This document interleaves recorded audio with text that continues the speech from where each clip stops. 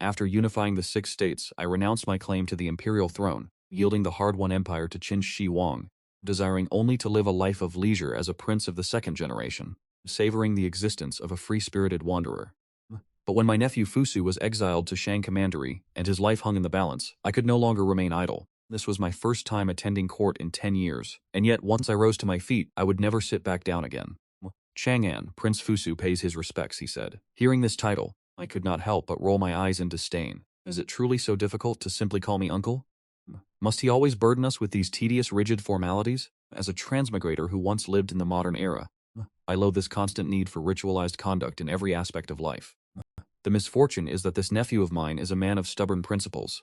Casting gaze past Fusu, I caught sight of the fierce General Meng Tian standing behind him. Meng Tian merely swept a cold glance at me without even bowing. His eyes revealed an undisguised contempt, though that is hardly surprising. In the eyes of the entire Qin imperial court, I am Ying Chengqiao, the half-brother of the ancestral dragon, and beyond my fortunate birth, I am perceived as nothing more than an incompetent prince, a hedonistic uncle who knows only how to indulge in pleasure.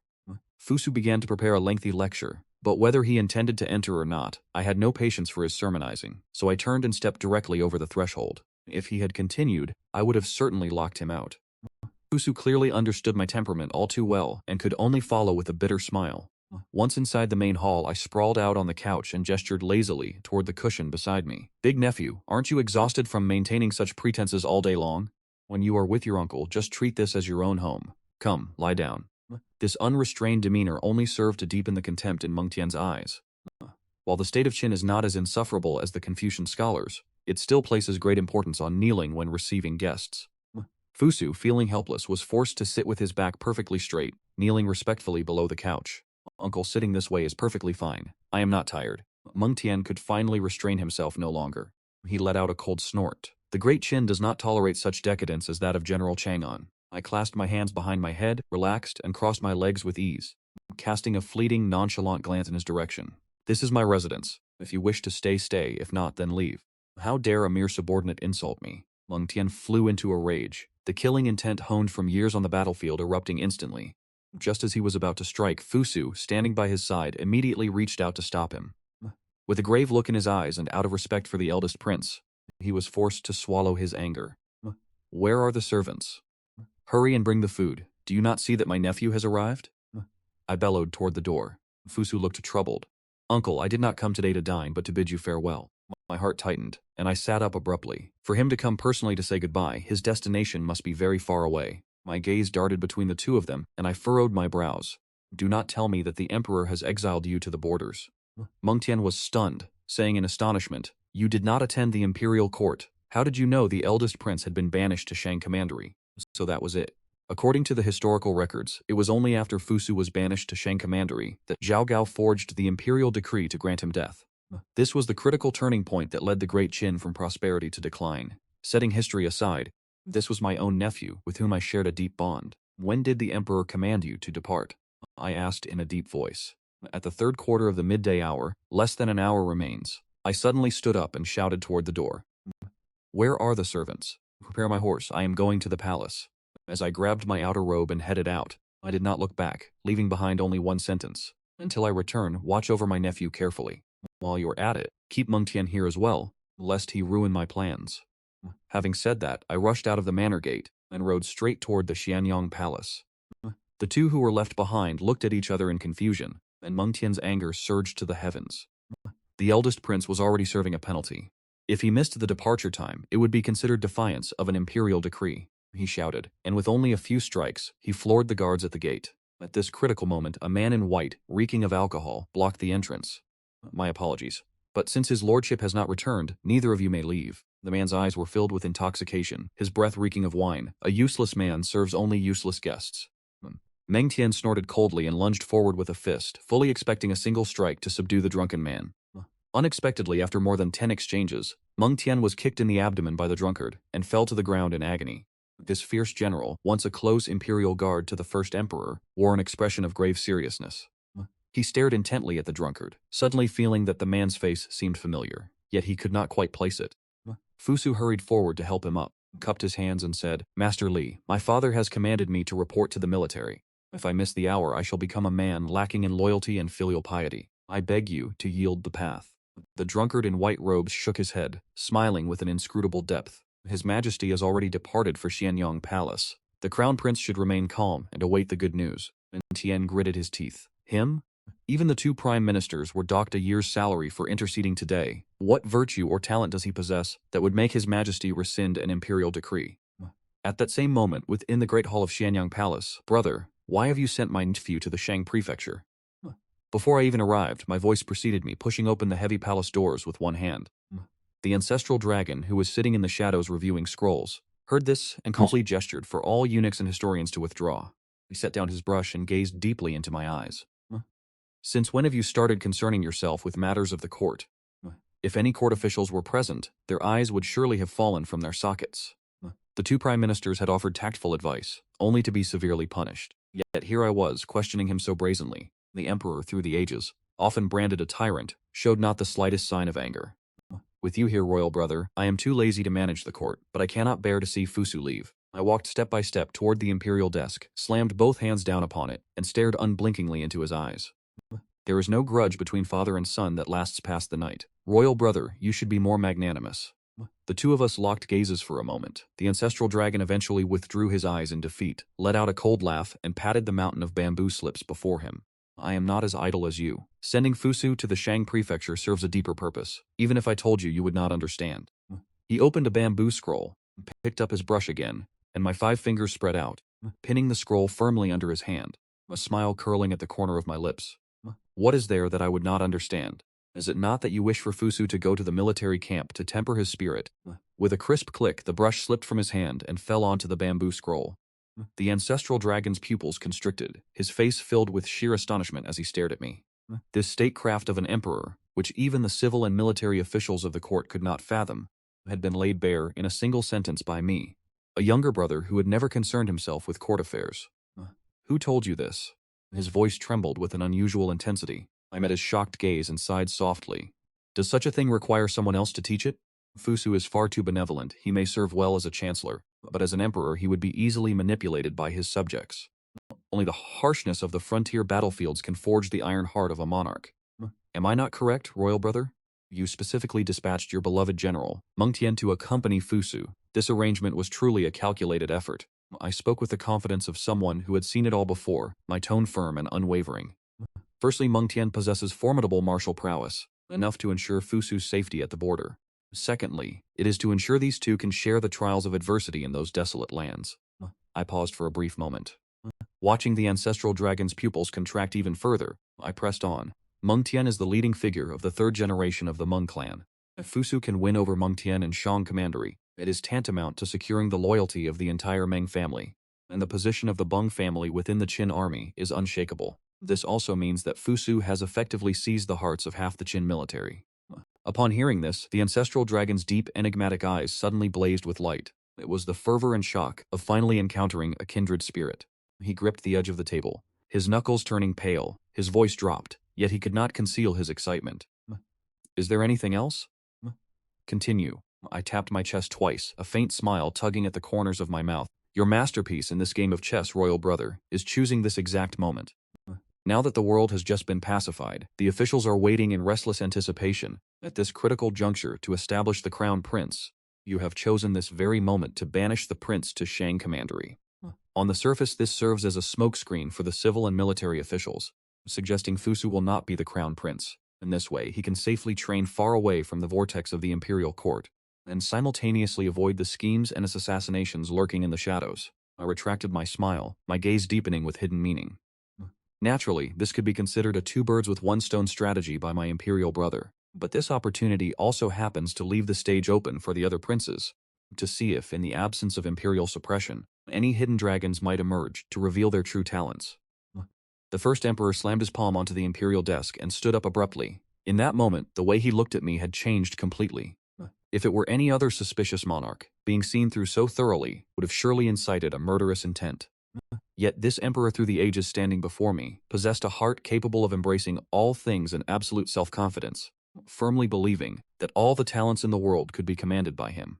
Even when facing one who could peer into his very soul, his only reaction was an intense desire to recruit such a person. He walked up to me, his eyes burning with intensity as he stared at me. Who exactly taught you these words? To be able to understand my heart with such precision? This person is surely no ordinary man. Is he willing to enter the court and pledge his service to the great Qin? Seeing his desperate hunger for talent, I helplessly spread my arms, chuckled, and pointed to my own nose, implying that the answer was right in front of him. But imperial brother, it is right here before your eyes. The first emperor's brows instantly furrowed. The fanaticism in his eyes vanished, replaced by an unquestionable regal authority. Do not trifle with me. Tell the truth at once. I pouted in frustration. Why is it that in this day and age no one believes the truth when it is spoken? In the ingrained impression of everyone, I was ultimately still that good-for-nothing, who knew only how to indulge in pleasure. I went with the flow, deliberately acting as though I had been defeated by being seen through. It is true that I did not come up with it myself. It was a retainer I recently recruited into my residence.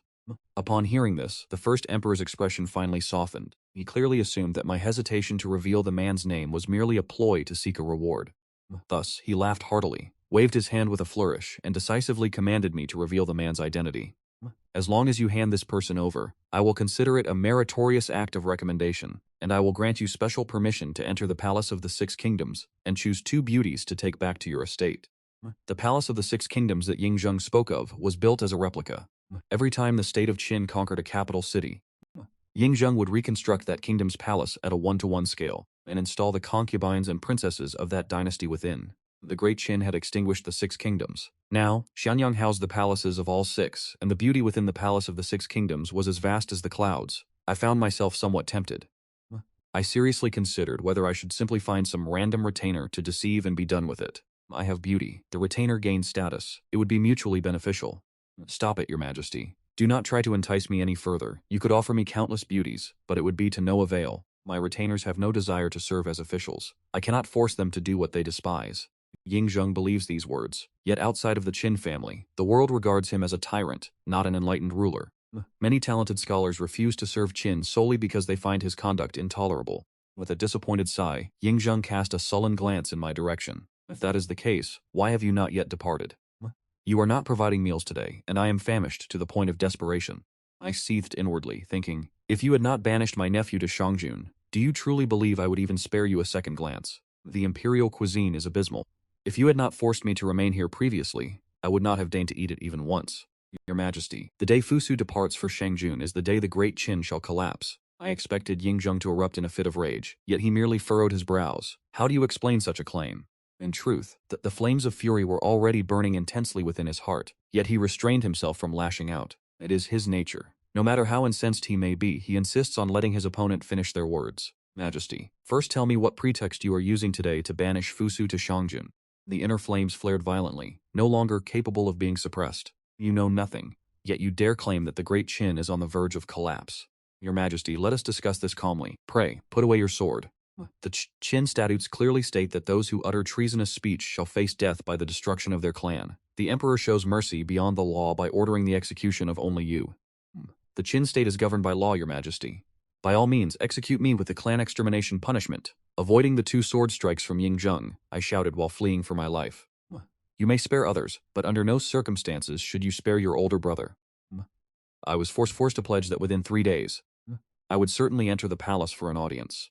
And after a year of delay, Ying Zheng, out of respect for having such a capable older brother, finally granted me amnesty from the executioner's blade. During this afternoon's assembly, that rebellious son argued that the world has only just been pacified, and the common people have long grown weary of war. They are in dire need of a stable life, yet the laws of the Qin state are far too draconian. The number of convicts at Mount Li alone has reached 500,000. In the Guangdong region, the total number of convicts is practically equivalent to the number of free citizens. He worries that such actions will cause unrest throughout the realm, causing the hearts of the people to drift away, and he wishes for the emperor to prioritize the people, to govern the state with benevolence and grant a general amnesty to the world. Do you think that for these few words alone, he deserves to be exiled to the Shang Commandery? Only then did I understand the full scope of the situation, and I could not help but smile bitterly to myself. Diner, you were not wrongly exiled after all. A general amnesty would mean granting freedom to the convicts. If Ying Zheng were to truly carry this out, it would undoubtedly plunge the world into chaos, with flames of war erupting everywhere. The reason the number of convicts in the Qin state has surged in recent years is that the vast majority of these convicts are soldiers from the 6 defeated states. The nobility of those 6 states already harbor ulterior motives, plotting rebellion to release these convicts, who are in reality veteran soldiers, at such a time, would be to invite disaster upon oneself. The number of convicts in the Guangzhou region is equivalent to that of the commoners, because Guangzhou is the foundational territory of the Qin state, where the most formidable military strength holds 6/10 of the convicts. The laws of Qin are indeed strict, but no matter how severe, they would not reach the point where the number of convicts rivals that of the commoners. The convicts of Guangzhou should correspond to 6/10 of the commoners of the entire world, not merely those within Guangzhou. Dyer is somewhat naive, but he is not a fool. Ying Zheng glanced at me. Everything you can contemplate, could that rebellious son not have considered as well? That is true. Then why would Dyer speak such words? I furrowed my brows, deep in thought, when suddenly I sensed something was amiss. What did he mean by everything I can contemplate? I flared with indignation. Imperial brother, what exactly is the meaning of your remark? Stepping out of the imperial palace, I led my horse, walking slowly along the Qi Road in the heart of Xianyang. This Qi Road is a dedicated thoroughfare, reserved exclusively for horses and carriages. Pedestrians are forbidden from encroaching upon it. Once a commoner sets foot here, they are seized to labor on the Great Wall, the palace, or the imperial mausoleum. If the pedestrian is a young child, the child is spared, but the adults of their household are seized to labor on the Great Wall, the palace, or the imperial mausoleum instead. The pedestrians on the street kept a distance of 1 qi from the road, fearing that a single misstep would cost them their freedom. Their attire was uniform, consisting mostly of coarse rough-spun garments. Their expressions were dull and listless, hurrying to and fro without a word exchanged. Each person moved with a singular, clear purpose. Those buying rice bought only rice. Those buying flour bought only flour, and those buying cloth bought only cloth, departing immediately upon their purchase. There was no lingering, no idle chatter. Shops along the road were sparse, consisting mainly of flour and grain stores, with a few scattered butcher shops, though not a single tavern or tea-house could be found. Among the folk of the Qin state, the brewing and sale of alcohol are strictly prohibited. Those caught are sent away to labor on the Great Wall. I let out a sigh, vaulted onto my horse, and rode into the wind, leaving everything behind. It was nearly midday, the hour when the roads were most crowded. Yet Xianyang appeared desolate. If the capital of Qin had fallen to such a state, one could easily imagine the condition of the outlying counties and villages. Upon returning to the manor, I roared at Fusu, "You son of a bastard! A general amnesty for the entire empire. How could you show such leniency toward convicts?" My fury had nowhere to vent. I truly could not fathom what was going through the mind of this elder nephew of mine. Come here, tell me, what exactly were you thinking? Do you find the unification of the empire by your imperial father too effortless, and thus wish to increase the difficulty for him? Was conquering the 6 states once not enough for you? Do you desire to fight them all over again?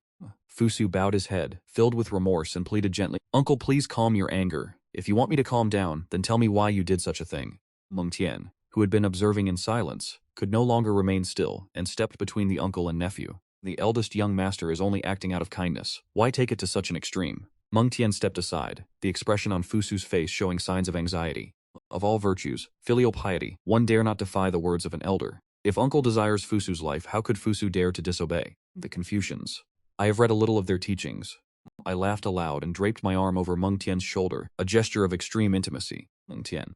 What does this matter have to do with the Confucian school? Could it be that this brilliant idea of my nephew was devised by the Confucians? Meng Tian began to remove my hand, struggling to suppress the discomfort in his heart, and turned his head away from the sight of Ying Fusu. With a grim expression he spoke. You use literature to subvert the law. The words the eldest young master spoke in court were all provided by Chun Yuye.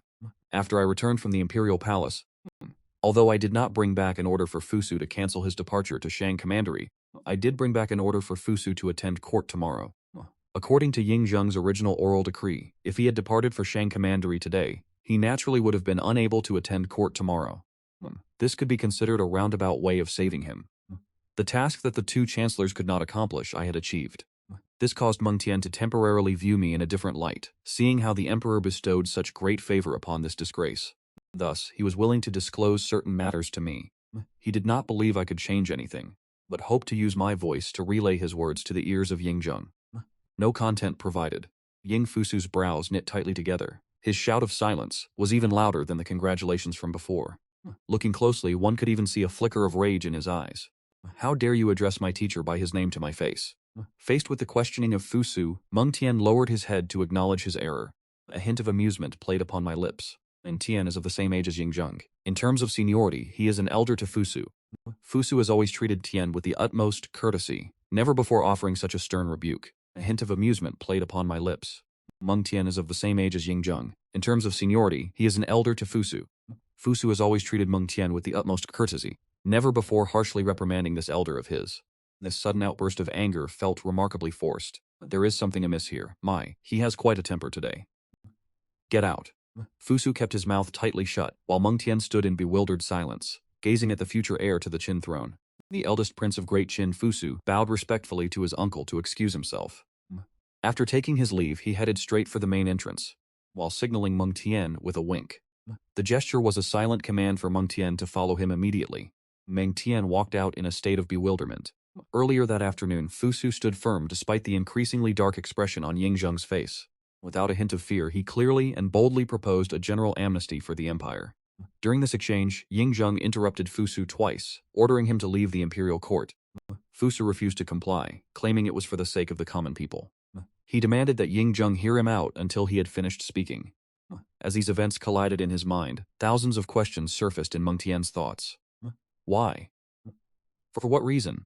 How could the eldest prince dare to remonstrate so directly with his majesty, defying imperial authority, yet show such tolerance toward this man? Ever since setting foot in the residence of the Lord of Chang'an, Meng Tian had observed how Fusu treated me with excessive respect. If my reputation in the state of Qin were to be ranked, no one would dare claim a spot lower than mine. Do not be deceived by the fact that I bear the title of the first emperor's useless younger brother. Since the reforms of Xiangyang, the people of Qin have cultivated a culture that values military merit above all else. Even to this day, the people of Qin harbor a sense of awe toward Ying Shi, yet this fear is not born of his authority, but rather of his martial achievements. Without such military glory, even those born of the Ying royal lineage are held. Not only did I fail to achieve any merits, but I also brought great disgrace upon the state of Qin. Initially, Meng Tian believed that Fusu was merely showing respect to his elders through his virtuous nature, but now, he no longer thinks so. Being virtuous does not equate to being weak. A hand rested upon my shoulder, a sensation that felt all too familiar. Meng Tian turned his head to see my smiling face beside him. General Meng, are you not in a hurry to depart? It is nearly noon. Let us share a drink. Fusu's footsteps faltered, and just as he intended to speak, I kicked him in the backside, sending him stumbling out of the room. This does not concern you, does it? Someone come here. The wine. General Meng and I shall share a cup today. After several rounds of drinks, Meng Tian's face was flushed crimson, and his senses were growing hazy. He knew that if he continued, he would certainly become intoxicated. This wine is incredibly potent, even stronger than the spirits of the state of Chu. If I continue to drink Lord Chang'an, I shall surely lose my senses. I raised my cup and drained it in one go, which left Meng Tian somewhat astonished. The two of us continued to drink together. He would take a cup, and I would take a cup. I had consumed no less than Meng Tian, yet Meng Tian's face was now as red as Guan Yu from the later Three Kingdoms era, while my complexion remained unchanged, showing not the slightest hint of intoxication, as if we were not drinking the same wine at all. Tian subconsciously rubbed the wine cup in his hand. This fellow has an impressive tolerance for alcohol. He has always been a man of leisure and no talent, having made drinking his primary pastime since youth, so it is only natural that his capacity exceeds mine. It is fortunate that the late king brought his majesty back from the state of Zhao. Otherwise, if the state of Qin had fallen into the hands of this shameful wretch, let alone unifying the world, whether the state of Qin would even exist today would be a mystery. The previous ruler of the state of Qin was originally named Ying Yiren, later changed to Ying Zichu, known in history as King Zhuangxiang of Qin. King Zhuangxiang had only two sons, Ying Zheng and myself. More than 10 years ago, had King Zhuangxiang of Qin not brought Ying Zheng back from the state of Zhao, the one to succeed to the throne of Qin would have been me. Is this dish to your liking? Extremely satisfying.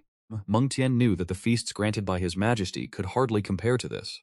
Meng Tian had lied, but fortunately his face was flushed, concealing any hint of deception in his expression. The food at the Chang'an Lord's manor far surpassed the delicacies of the imperial palace. Otherwise, Fusu would not have visited so frequently to dine uninvited.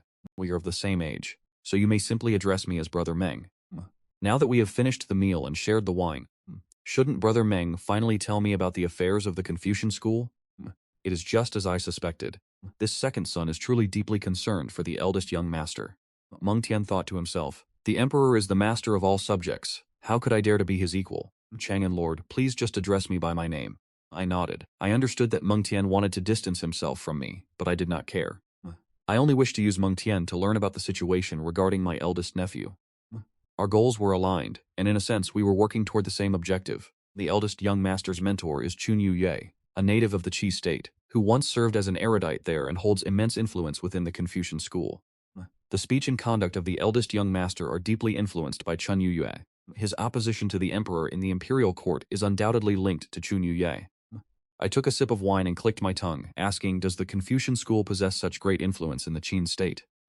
From what I know, the Qin state has always been the domain of the legalists. The Confucian school became exceptionally prominent in later eras, but in the Qin state, they have never been held in high regard. Meng Tian's hand trembled slightly as he gritted his teeth. If it were not for Fusu, he would have brushed his sleeves and left already. This ignorant, uneducated fool does not even understand the forces at play in the imperial court. He does not realize that even the two prime ministers cannot dissuade the emperor. How could this second son hope to convince the sovereign? Perhaps the emperor arrived at this conclusion on his own, and this second son is merely being used as a pretext. I am simply wasting my time here. Though Meng Tian thought this, he dared not gamble on whether Ying Zheng had come to this conclusion on his own, so he had no choice but to continue his explanation. Since the unification of the world, the emperor has sought talent from across the lands, allowing scholars from all schools of thought to serve in Qin. The Confucian school is the most prominent philosophy of our time, possessing the largest number of disciples.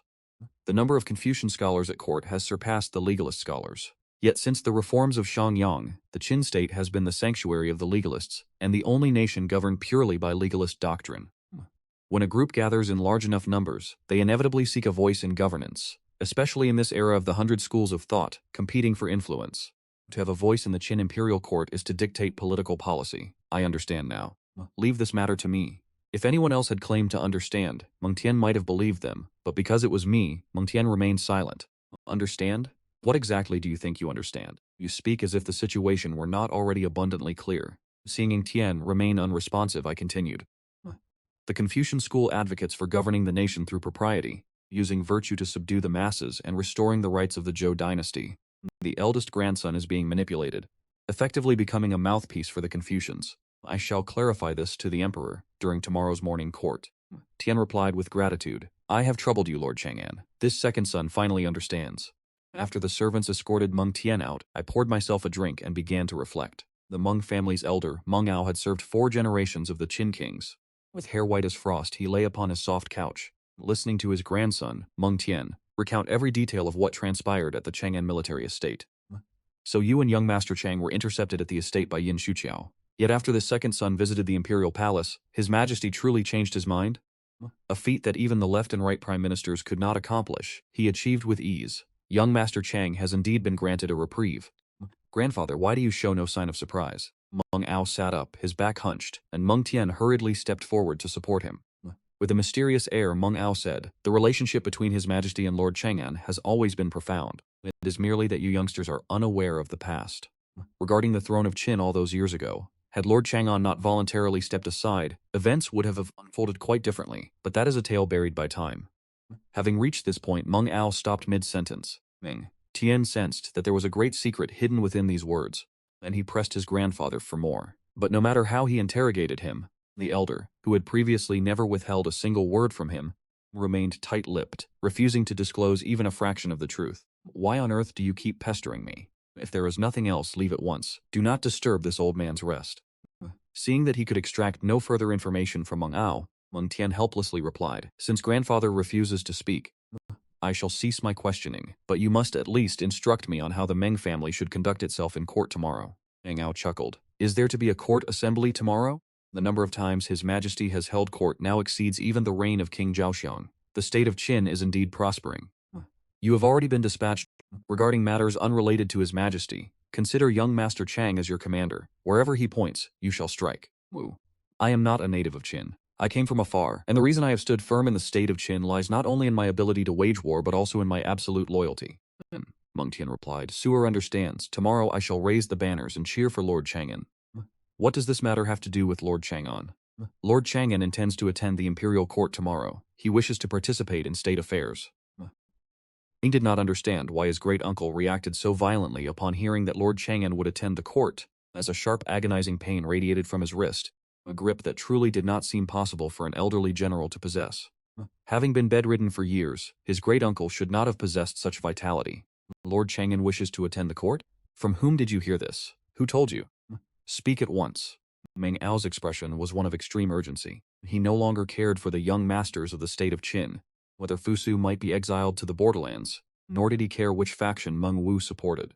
At this moment, he only wished to confirm where the rumors originated regarding Lord Chang'an, a man the state of Qin had labeled a useless trash, attending the imperial court. Tianter is of a cautious nature. He would not speak of matters without absolute certainty. Could it be that Lord Chang'an truly intends to involve himself in politics? Even as the thought crossed his mind, the veteran general who had spent his life on the battlefield trembled, shouting, "Speak! Do you wish to see your great uncle worry himself to death?" It was not that Meng Tian intended to withhold information. He was merely organizing his words. From the moment Meng Ao asked his question, only a few breaths had passed. It was Meng Ao who was far too anxious. Su'er heard it from the lips of Lord Chang'an himself. It is true that Lord Chang'an wishes to attend court and participate in governance. The world has only just been unified. Is it about to descend into chaos once more? True, Lord Chang'an may have treated the throne of the King of Qin with indifference, but the mantle of supreme ruler of the world is not something he would necessarily dismiss. Perhaps some malicious party is conspiring to entice Lord Chang'an into politics, intending to lure him down the path of Lu Buwei. Lord Chang'an is of a calm temperament. If he has truly been incited by someone with ill intentions, I shall personally execute that man. Meng Ao's expression tightened. He did not even take the time to adjust his robes, simply sliding his feet into his boots and rushing out of the estate. The most senior veteran general in the state of Qin, a man who viewed death as lightly as a feather, sought to meet with the old subordinates he had led for so many years. The state of Qin can endure no more turmoil, and the world can no longer bear such suffering. His Majesty is a wise monarch. Lord Chang'an, forgive me, but this time Meng Ao cannot stand by your side. The elderly general, who possessed knowledge of many secrets from the past, did not believe that Lord Chang'an, who had shunned the court for years, would choose to emerge now simply for the sake of Fusu. And Tian had only just exhaled, the pain in his hand finally subsiding, when he realized the old man was already approaching the door, not even wearing his outer robes. With his grandfather's frail state, stepping out half-dressed would surely invite illness. Frantic yet bewildered, he rushed forward to block Meng Ao's path, his expression full of distress. "You haven't even finished dressing. Where do you intend to go?" Meng Ao shoved his grandson aside. "Do not block my path. How can I not be in a hurry? What if the Lord of Chang incites a mutiny?" But how could Meng Tian dare to yield? Meng Tian could not permit the old general to depart in such a state. If something were to happen to him, how could he answer for it? "Grandfather, you cannot leave like this." He stood his ground like an iron tower. No matter how hard Meng Ao pushed, he would not budge. In the prime of his youth with broad shoulders, how could an old man of over 80 like Meng Ao hope to overpower him? The veteran general tried time and again to charge out, only to be gently intercepted by Meng Tian each time.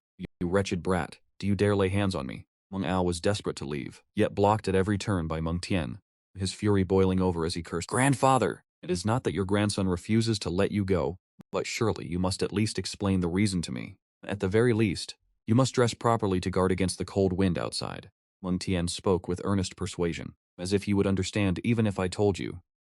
"Do you truly believe the Lord of Chang'an is heading to court tomorrow for the sake of the young master?" Meng Tian became even more perplexed. "Grandfather is so hurried because of Ying Chengqiao. If not for that, what other reason could there be? What else could that talentless fool possibly accomplish?" Upon hearing how Meng Tian addressed Ying Chengqiao, Meng Ao could no longer contain his wrath. "Fool, you and those like you are the true fools for branding the Lord of Chang'an a talentless failure. You have fought a few battles and attended court for a few days, and after being flattered by those sycophants, you think you have achieved something? You simpletons. His Majesty sent the young master to Shang Commandery and ordered you to accompany him so you could protect him thoroughly. The Emperor wants you to escort the young master to court because he trusts you and wishes to groom the young master. This is a profound blessing. These are things those blind fools cannot perceive, but how could the Lord of Chang'an fail to see them?" The old general aggressively poked his finger into Meng Tian's forehead, strike after strike. With deep resentment and frustration, he chided, "Tell me, if you were Lord Chang'an, would you appear at the imperial court because of this matter? Regardless of whether Lord Chan finds it difficult to continue, whether he is truly indifferent by nature, or has been instigated and enticed by others. If it were not to personally ascend to the position of the ruler of the heavens and earth, how could Lord Chang'an abandon the style he has maintained for over a decade?" Meng Ao's barrage of questions left Meng Shi stunned and bewildered. He was at a loss. Even he himself had assumed that being exiled to Shang Commandery meant he had lost the Emperor's favor, but it turned out not to be the case. Even if he possessed talents unknown to the world, who could guarantee he could see through the Emperor's true intentions, as his elder uncle did? Tian trusted his elder uncle, but he also trusted his own judgment. Everything he had seen and heard at Lord Chang'an's estate told him, "I decided to attend the court on a whim, merely to welcome the new arrivals, and this situation was brought about by his own guidance." If it were said that the lord already intended to attend court but lacked a pretext, and therefore set a trap for him to offer one, he could not believe it. His elder uncle's words were perhaps a bit too absurd. Thinking of this, Meng Tian stopped in his tracks, still blocking his elder uncle's path. Elder uncle, do not be hasty. The City Defense Army is under the jurisdiction of the local commanders, and the Imperial Guard is under the control of Zhang Han. Xianyang only possesses these two military forces. Lord Chang'an has no army at his disposal. Meng Tian felt that his reasoning was sound and logical. A coup requires an army. Xiang possesses a total of only two military forces, one in the hands of their own ally, and one in the hands of Zhang Han, a trusted confidant of Ying Zheng. Neither side would follow Lord Chan in an uprising. Meng Ao's hand trembled. He was infuriated that he had spoken so much to no avail. His grandson still thought in such a superficial manner, failing to grasp the essence, unable to understand that one cannot measure the situation by what lies on the surface. How could he still not understand such a judgment? Shanyang only has the City Defense Army and the Imperial Guard, you say? Shiyang only has the City Defense. Meng Tian lowered his eyes and brushed Meng Ao's hand away. Why has the old master grown so angry? Did I not speak the truth? Lord Chang'an does not possess your keen intellect, grandfather. He cannot fathom the emperor's true intentions. You hold him in too high regard. He is not even the equal of your grandson. I enlightened him regarding the Confucian scholars and the young master, and with a few subtle maneuvers, he did exactly as I anticipated. He went to court and laid the matter bare before the emperor, allowing himself to be misled by your guidance, grandfather. The emperor already has other plans. I shall depart at once to ensure he does not attend court tomorrow. There was a trace of arrogance in Meng Tian's words, as he turned, intent on heading to Lord Chang'an's residence. He failed to notice that his grandfather, Meng Ao, was not merely trembling in the hands, but his entire body was shuddering violently. So it was you who incited Lord Chang'an. A member of the Meng family is the one who has led him astray. Meng Ao's rage became uncontrollable. Upon his withered skin, veins bulged like writhing serpents. The last time Meng Ao had been consumed by such fury was when Lord Wuan Baiqi, the commander he had followed for years, had been unjustly put to death. He reached for a dust-covered sword hanging upon the wall, snatched it in one hand, drew it from its scabbard, and stepped outside. Meng Tian heard the sound of wind being torn asunder behind him, and by the noise he knew a blade was descending toward his neck. There is only my grandfather behind me. How could he possibly launch a lethal strike against me? He thought it impossible, and assumed he had misheard, making no move to evade the blow. Yet, having campaigned on the battlefield for years, his body had long since developed reflexes born from the thin line between life and death. His knees buckled slightly, and with a sudden leap he narrowly avoided the strike, turning mid-air to face Meng Ao.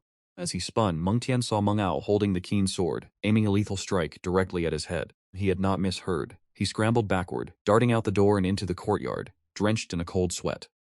Both of Meng Ao's strikes had been aimed squarely at his skull. They were intended to kill. Grandfather intends to kill me. Why would grandfather want to kill me? Meng Tian stood in the middle of the courtyard, stunned and unable to comprehend the situation. Grandfather Meng Ao charged out of the house after him. Like an aging tiger, silent and without a word, he delivered another downward slash. Meng Tian did not draw his own blade, but instead held his scabbard high above his head, parrying Meng Ao's relentless onslaught time and again. The keen swords clashed against the scabbard, sending sparks flying into the air. The force behind these blows showed grandfather was using his full strength. This was certainly no mere test of skill. Grandfather, what are you doing? You base-born wretch, how dare you seduce the Lord of Chang'an? I shall strike you down. Is it always to be this Lord of Chang'an? Will this never end? Meng Tian was no weakling. He was a commander of the new generation of Qin military leaders. Following the era of Baiqi and Wang Jian, his temperament was in truth far from gentle. Had Meng Ao not been his grandfather, he would never have shown such restraint. But now, being hunted by Meng Ao himself, the resentment within his heart could no longer be contained. What is there to praise in such a piece of trash? Great general, you have grown old, your eyes no longer see clearly. Meng Ao unleashed sword strike after sword strike, swinging without a shred of mercy, exactly as he did when slaughtering enemies on the battlefield. And, you base-born fool, how could you dare to seduce the Lord of Chang'an? Sparks showered continuously, each flash revealing the immense force behind the veteran general's blows.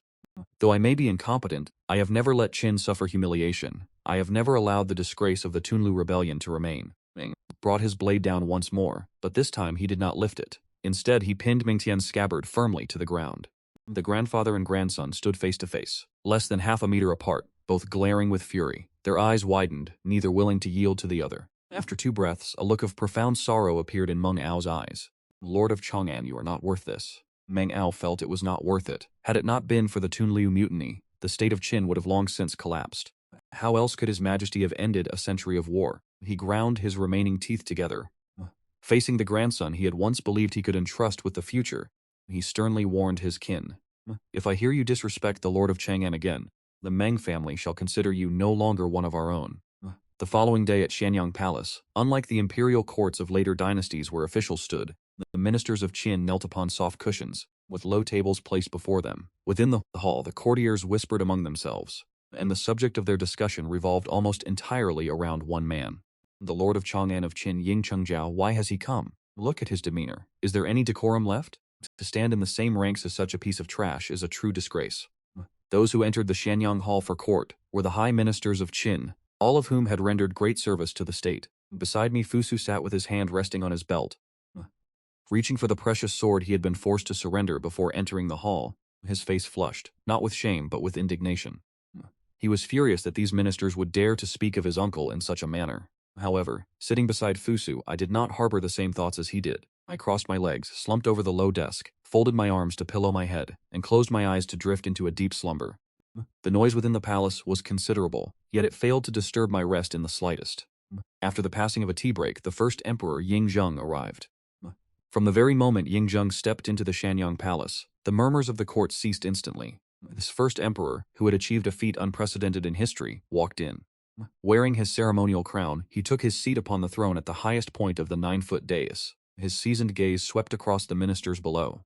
Every official lowered their head. Not a single soul dared to meet the eyes of this emperor through the ages. Is that snoring? It seemed there was the sound of someone asleep. Ying Zheng had just uttered the word "we" when he suddenly paused. He doubted what he had just heard.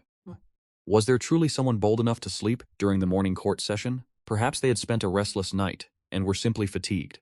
After the court concludes, I shall summon the imperial physician Zhao to examine him. We spent the entirety of yesterday reviewing memorials. Snore.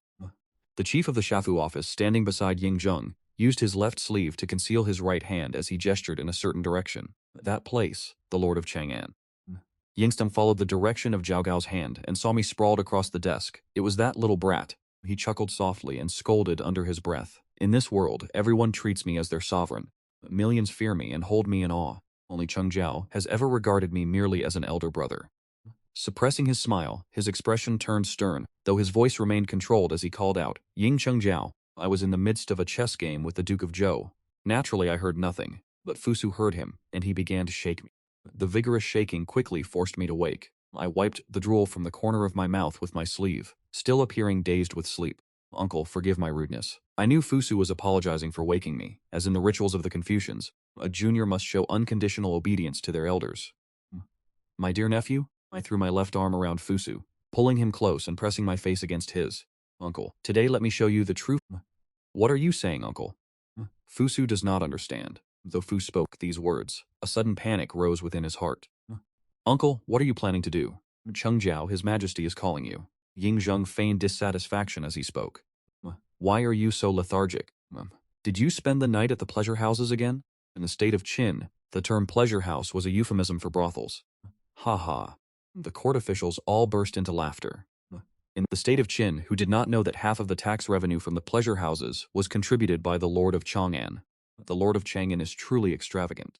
Among the kneeling officials, Li Xin, dressed in black court robes with a distinguished and heroic face, offered a compliment that sounded more like an insult. Ha ha ha ha. Hearing this, the officials in the hall laughed even louder, the mockery in their tone becoming painfully obvious. What is it? Are you envious? I stood up, stretched my limbs, and looked down at Li Xin from my high position, gesturing with my chin. Being looked down upon by others in such a manner made Li Xin feel deeply uncomfortable. What is it about me that you admire? My indulgence in debauchery? Ha ha, the Lord of Chang'an truly knows how to jest with me. The Marquis of Longxi does not admire Chengqiao, but I, Chengqiao, admire the Marquis of Longxi deeply. You admire me? It seems this fellow still has some sense of reality. I admire how the Marquis of Longxi respects the old and cherishes the young, treats fame and fortune lightly, and is capable of yielding the glory of conquering the state of Chu to the Marquis of Wucheng. As soon as my words fell, the entire court fell into a deathly silence, as if someone had pressed a pause button.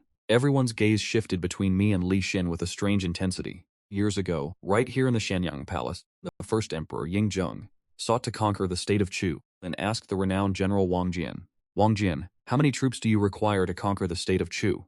The renowned general Wang Jian replied, The state of Chu has a vast territory and strong military power. It would surely require 600,000 troops to succeed.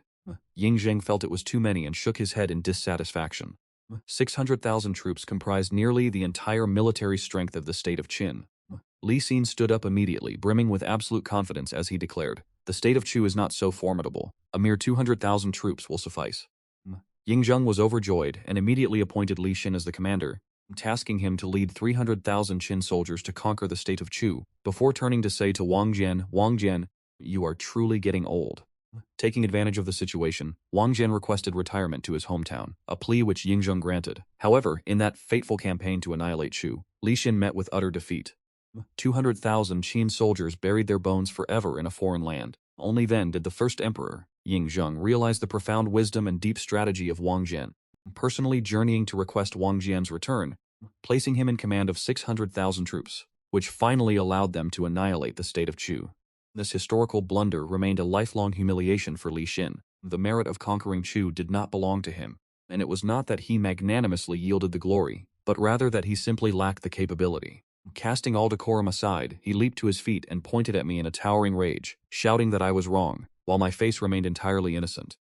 The Marquis of Longxi possesses such soaring righteousness that he would rather sacrifice the lives of 200,000 soldiers than deign to contest the merit of conquering Chu. Such noble spirit is something I could never match. Slandering me with vile lies, I will kill you. Li Xin's fury surged to the heavens. As others urged, "Calm down, he is deliberately provoking you." Marks of Longxi do not fall for his trap, but Li Xin's eyes were already bloodshot with rage. Had those around him not held him back, he would have charged forward to strike me down. Accusing a commander of deliberately burying the lives of 200,000 soldiers. This was an infamy that no military leader could ever bear. Lord Chang'an, these words are a step too far. Seated on his knees in the very front row, the gray-haired Wang Jian turned his head.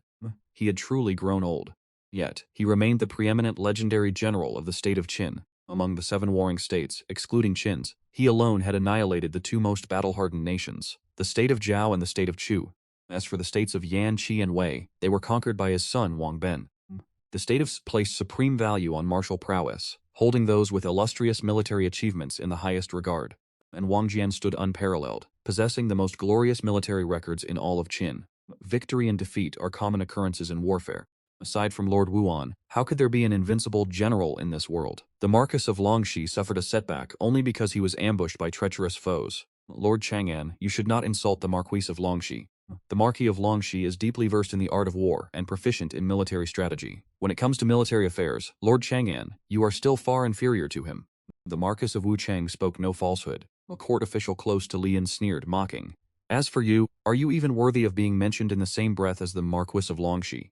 I hold General Wang Jian in some respect, but for others I do not. I feigned ignorance for a fleeting moment. Why would I not be worthy? Can you, like the Marquis of Longxi, charge into the fray and slaughter the enemy? I closed my eyes and rubbed my temples, feigning deep contemplation. Not wishing to keep the ministers waiting, I opened them a moment later. Under the strange and contemptuous gazes of the assembled officials, I gave a nod that fellow actually dared to nod. Look at the appearance of Lord Chang'an. Does he truly think he can compare himself to the Marquis of Longxi? The reaction of the court caused Li Xin's expression to soften slightly, and he raised his voice to declare, Ying Chengqiao, justice resides in the hearts of the people. If you truly possess the capability, then accompany me to the battlefield, instead of merely boasting within these imperial halls. Empty talk and hollow words. I cannot do it. I truly cannot. I shook my head. Li spoke triumphantly. Did you not just claim that you could do what I, Li Xin, have done? Why do you now claim you cannot? The state of Chu has already been conquered. If Chu were still standing, everything you have achieved, I could have accomplished as well. Furthermore, to command 200,000 troops only to lead 300,000 to their deaths, that is something even I could have done. Thus I, Ying Chengqiao, must slay you. Having been humiliated to this extent, I am resolved to end him. The one most bewildered by this turn of events was Fusu's teacher, Chun Yue. At that moment, Chun Yue wished he could have spoken those words himself. He would rather have died than hear such defiance pass from Fusu's lips. He desired for the Qin state to be governed by Confucian principles. He wanted Confucian doctrine to flourish throughout the land. He wanted Confucianism to replace the legalists in status. Yet he had never incited Fusu to recklessly and openly defy the first emperor. Fusu bowed to Chun Yue as his mentor, studying Confucian thought. For he believed that after his ascension, Confucianism the world will inevitably transition from legalism to Confucianism. That is a certainty. Yet for Fusu to successfully oppose Ying Zheng and establish Confucianism as the dominant school of thought so early, the probability is incredibly low, for the path Fusu has chosen is far too rigid, and his justifications are abysmal. Fusu is destined to fail, and the price of such failure is the commission of this grave error, which will cost Fusu the favor of the emperor. The eldest prince is not the crown prince. Ying Zheng has never explicitly stated that the throne shall be succeeded by Fusu. Once Fusu is no longer the prospective second emperor of Qin and another prince ascends the throne, the Qin state will remain under legalist rule, not Confucian. With the exception of the eldest prince, Fusu, none of the other princes of Qin hold any affinity for the Confucian school. Therefore, what Fusu is doing for the Confucianists carries immense risk with insufficient reward. Such a foolish endeavor is something Chen Yue, who lectures at the Jixia Academy, would never dare to undertake. Yesterday, upon returning home from the Xianyang Palace, I still could not fathom what Fusu was seeking. Neither Ying Zheng nor I believe Fusu to be a fool. He is clearly aware of how preposterous his remonstrations are. So why does he continue to act this way? He appears to be intentionally provoking the emperor. Throughout my journey home, I could not stop contemplating this issue. I do not wish for Fusu to be exiled by Ying Zheng to Shang Commandery. The Qin state has yet to appoint a crown prince. If the eldest prince Fusu is sent away, the other princes will inevitably descend into a power struggle for the throne. Even if this is the intent of Ying Zheng, who wishes to see if, in the absence of the eldest son Fusu to suppress the others, any of his remaining sons might distinguish themselves. But I have no desire to witness such a tragedy. As a transmigrator, I am well aware of the outcome from my previous life. Fusu was exiled. He committed suicide in Shang Commandery, and the Qin Dynasty perished in the second generation. Yet in this life, regardless of the criteria, Fusu remains the optimal choice for the position of the second emperor of Qin. Therefore, I must prevent the tragedy of history from repeating itself. I must help Ying Zheng uncover the reason for Fusu's abnormal behavior and identify who is behind it. This was the matter the two brothers discussed yesterday. Otherwise, Fusu will surely be exiled to Shang Commandery to build his reputation on the battlefield.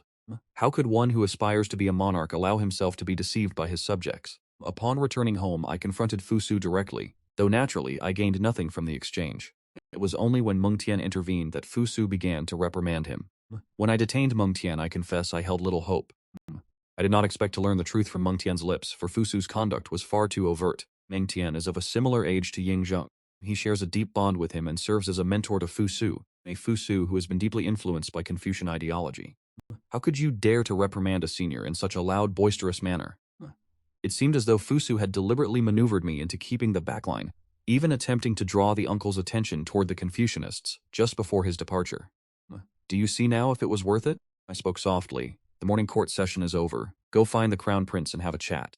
The two of you are father and son first, and sovereign and subject only after that. Even as I lectured Fusu, the winds of change within the imperial court never ceased. The underground leader of the Confucianists and tutor to the eldest prince Fusu, Chen Yue, actually spoke in defense of me, the lord of Chang'an, with such sharp and biting rhetoric.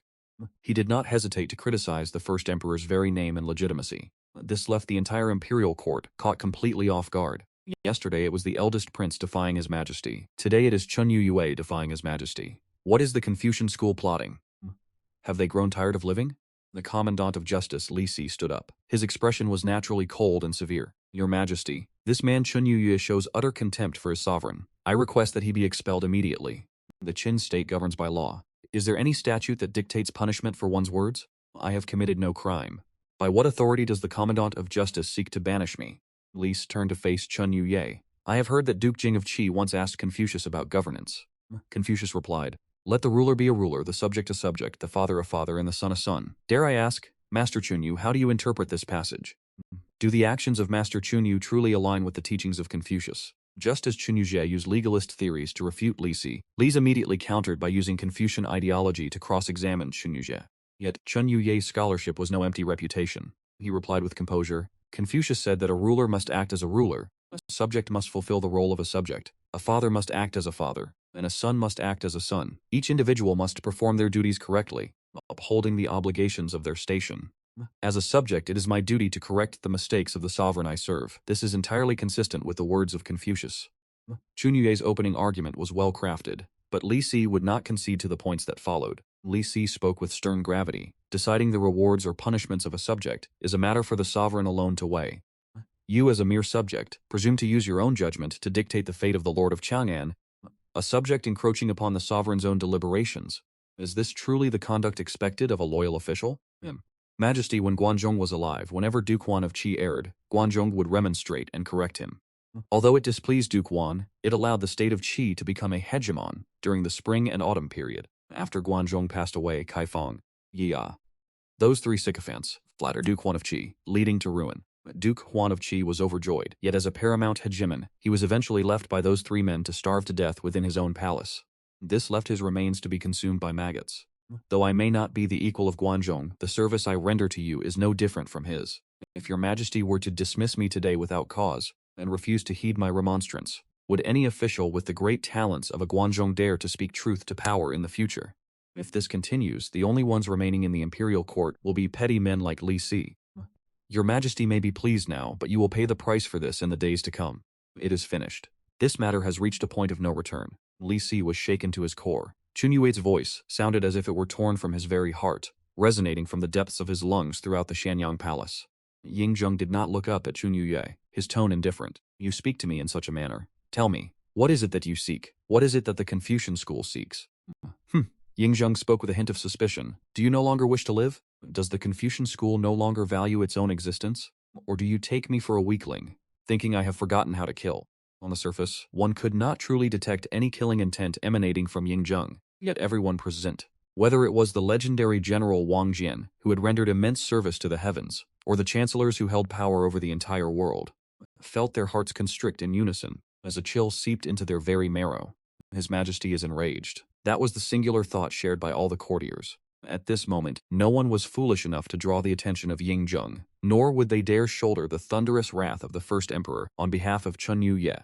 Chun Yu adjusted his robes, casting one final hopeful gaze at Ying Fusu, filled with a sense of attachment and reluctance, for he truly wished to see the day when Confucian doctrine would become the orthodoxy of the realm. He bowed his head low once more and spoke in a clear, resonant voice.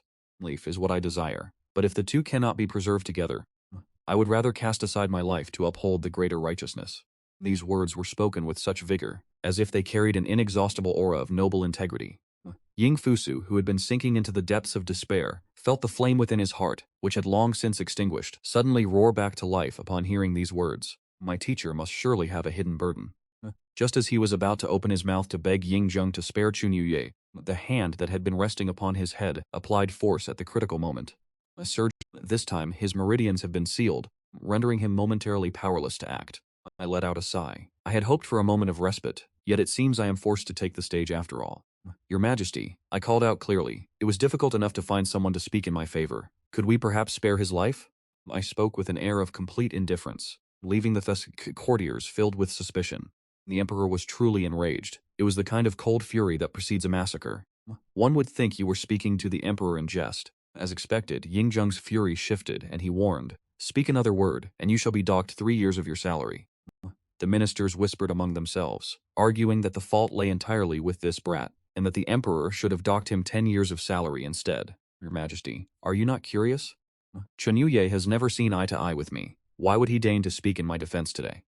I cared nothing for the matter of salary and continued casually, Is it merely Chun Yu who disagrees with you? In this entire imperial court, can you find a single official who truly aligns with your will? Cough, cough. My throat felt irritated, so I coughed softly, signaling my brother to intervene. Very well, give me a way out so I can step down. Without even looking, he knew all the ministers were in complete agreement with Ying Zheng's words. A pack of fools lacking true insight. Ying Zheng did not know what I intended to say. But through the tacit understanding developed over many years between brothers, he naturally grasped that I wanted him to play along. He ceased his teasing for the moment, and said nonchalantly, However, there is some merit to your words. Tell me, since when did you become so close with Chun Yu? I leaned over to pick up a bamboo scroll from the table before me, noticing the damp trace of saliva still clinging to it. I held the scroll aloft, weighing it with pride and satisfaction. That is naturally because my wisdom is peerless. I have performed a great service for the Confucians by providing a complete annotation of the Analects. Why would you annotate the Analects? Ying Zheng looked somewhat bewildered. A man of no learning such as yourself, attempting to annotate the Analects? Ever since the Analects were compiled, their true meaning has been distorted by those very annotations. Those who annotated them previously fundamentally failed to grasp the true intent of Confucius. I would not have Confucius misunderstood by the world, so I read through them once and crafted a new interpretation. Truly, heaven did not create another Ying Chengqiao like me.